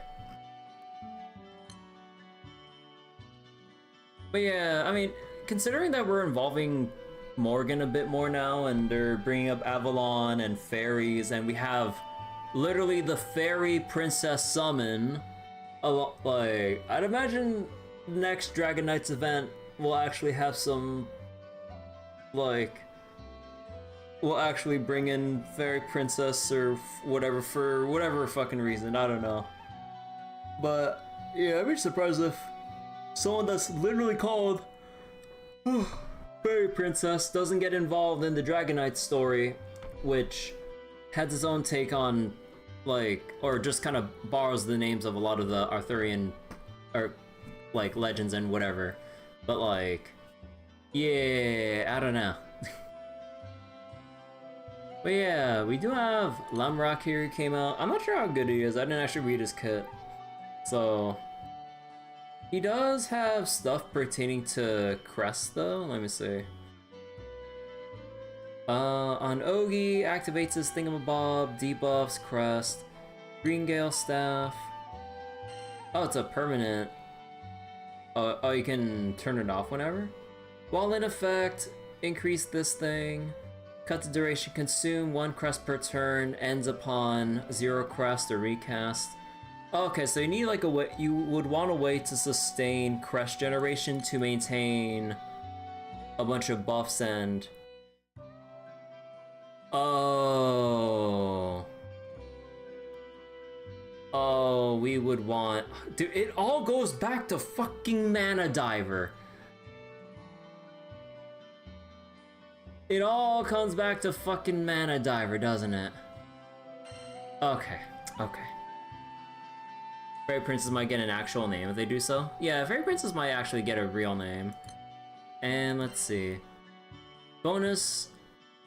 So, Echo effect to wind allies in the next... Wait, in the previous and next positions?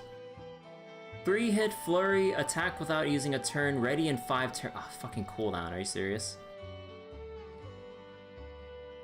When a wind ally gains one or more grants one or more crests to Lamorak. Huh. I'm pretty sure there's probably a way to grant 5 crests within 1 turn, right? Maybe? No? Maybe 2 turns. But, sure, people will find something to work with that, but, kind of feels so-so. But also, new Danua. Interesting. So, is she actually going to be good compared to her other versions?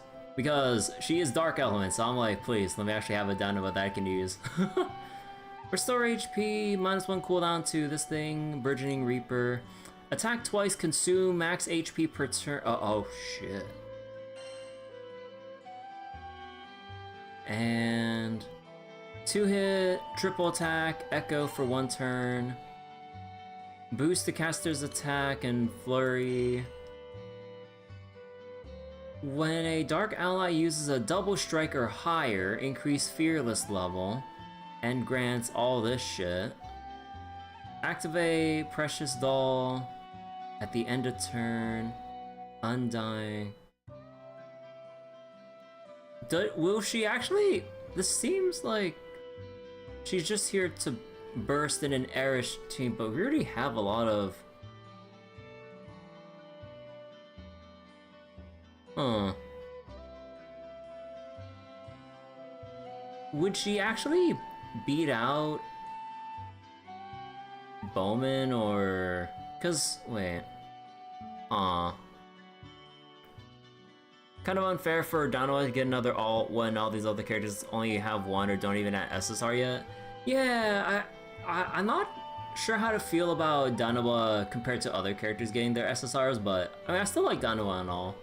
But the choice to go with Danua kind of has me scratching my head a bit. Wait, big boost to attack, take damage every turn? What the fuck? Bowman's kind of an old unit, it makes sense if she power crept him. Yeah, I can see it.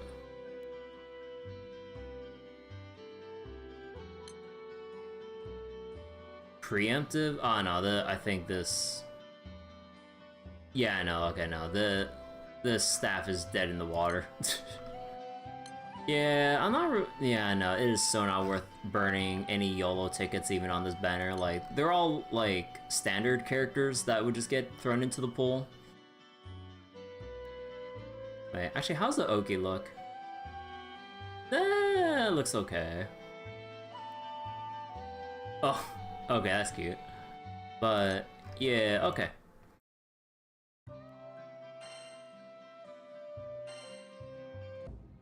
Oh god, I thought I needed to auto-clear that. Alright.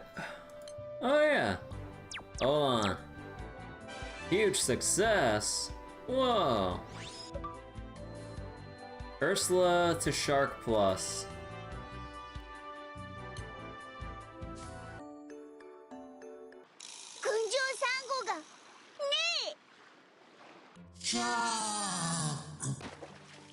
もう取り尽くされちまったのか。あいつのために持って帰ってやりたかったんだけど。ウルスラ、ここで探すのは諦めて別の場所を探しに。ジャック！どうした？そっちに何かあったのか？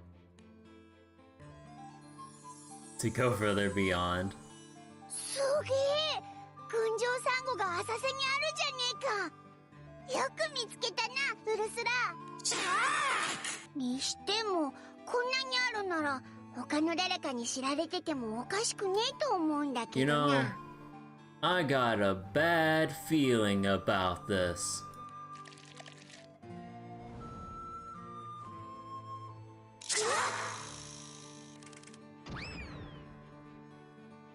びっくりしたぜ。群青サンゴが背中に生えてるカニなんて初めて見たぞ。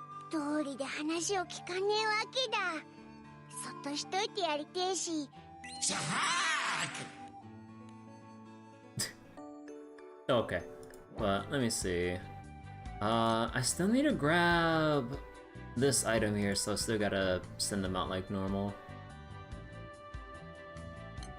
Okay, can I replace you now with Joy? Joy! Granblue! And... oh no, it's supposed to be Joy and the cat, right? Oh, alright, no, I need both of them. And I need combat. I don't need luck or affinity.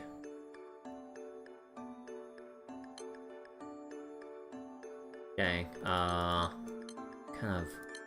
can I even match that? Let me see. No, I can't. Really? Oh man.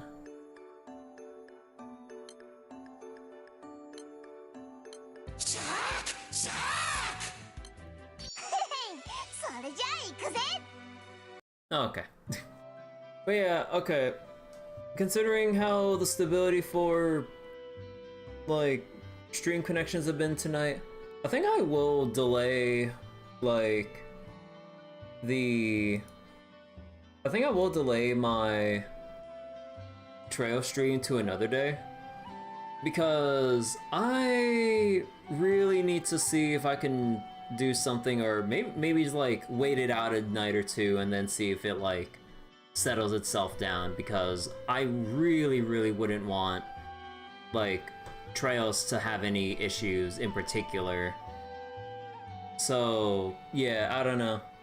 Glad we're done with Gacha for now. I mean, yeah, like we'll keep bouncing back and forth between trails and other stuff. Like we still got maybe Borderlands, maybe Borderlands as well.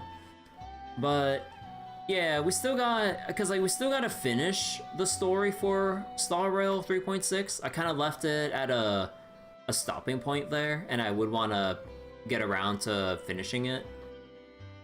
It's not like we expect Borderlands to have a good story. Yeah, that's true. Like, I could have on nights where I suspect that there would be some instability that... I don't know, it just feel bad though. Like... regardless. So, I don't know.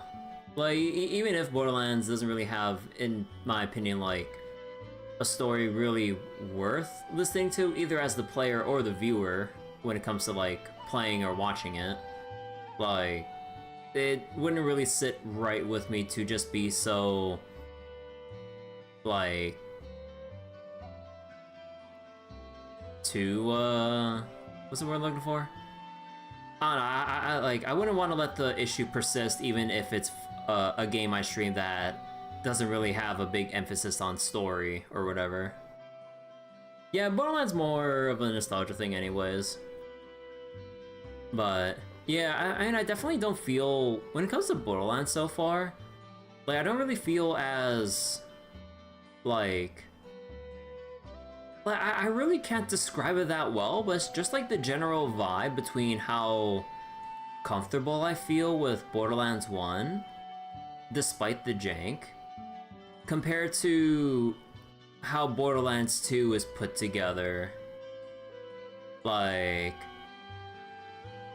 even though like gunplay wise and potential build wise and everything, it's great, but yeah, just the general writing and vibes of like just everyone just goddamn yelling at you all the goddamn time. I'm just like, can I actually have a bit of downtime as we try to do shit, please? Like, dear God. Like, it's like, I'll still get around to Borderlands and stuff, but yeah, like, I'll go delay, like, the trail stream so I can see whether or not I can fix anything, stability-wise with my connection. But yeah, take care everyone. I'm just gonna go end it here. Thanks for watching, and I'll see you all later. Borderlands 1 story is an excuse for the action, but it had its own jokes. Yeah, it had its own jokes, but it wasn't as like it was executed a bit better and didn't really get on the nerves. Yeah, the story and the jokes don't really land that well for me with Borderlands 2. Yeah, but yeah, like you said, and like I hear from what a lot of other people who've played it said as well, like gameplay's better in New Game. Yeah, because like New Game Plus onwards, then the game gets a bit ridiculous when it comes to dealing with the scaling enemies and the meta-wise, like, mandatory usage of slag to make sure that you don't just die before you get to kill any enemies before then. So, I mean, I'll have to see how bad the scaling gets. If I get bodied or whatever, maybe I'll just end up doing the DLCs on a previous playthrough difficulty. Cause like you can choose which playthrough status to play in, right? Just like in Borderlands 1. So if it gets that bad in playthrough 3, maybe I'll bump it down to playthrough 2 or just say fuck it and then just steamroll in playthrough 1. If it really gets that bad. But yeah, I don't know.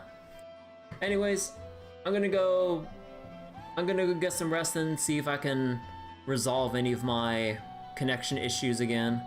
So thanks for watching, and I'll see you all later. You died too easy, New Game Plus or Plus Plus. Yeah, I'd imagine it's like a kill or be killed thing. It's kind of like Path of Exile in that way. Kill everything on screen before it even touches you. But yeah, bye bye!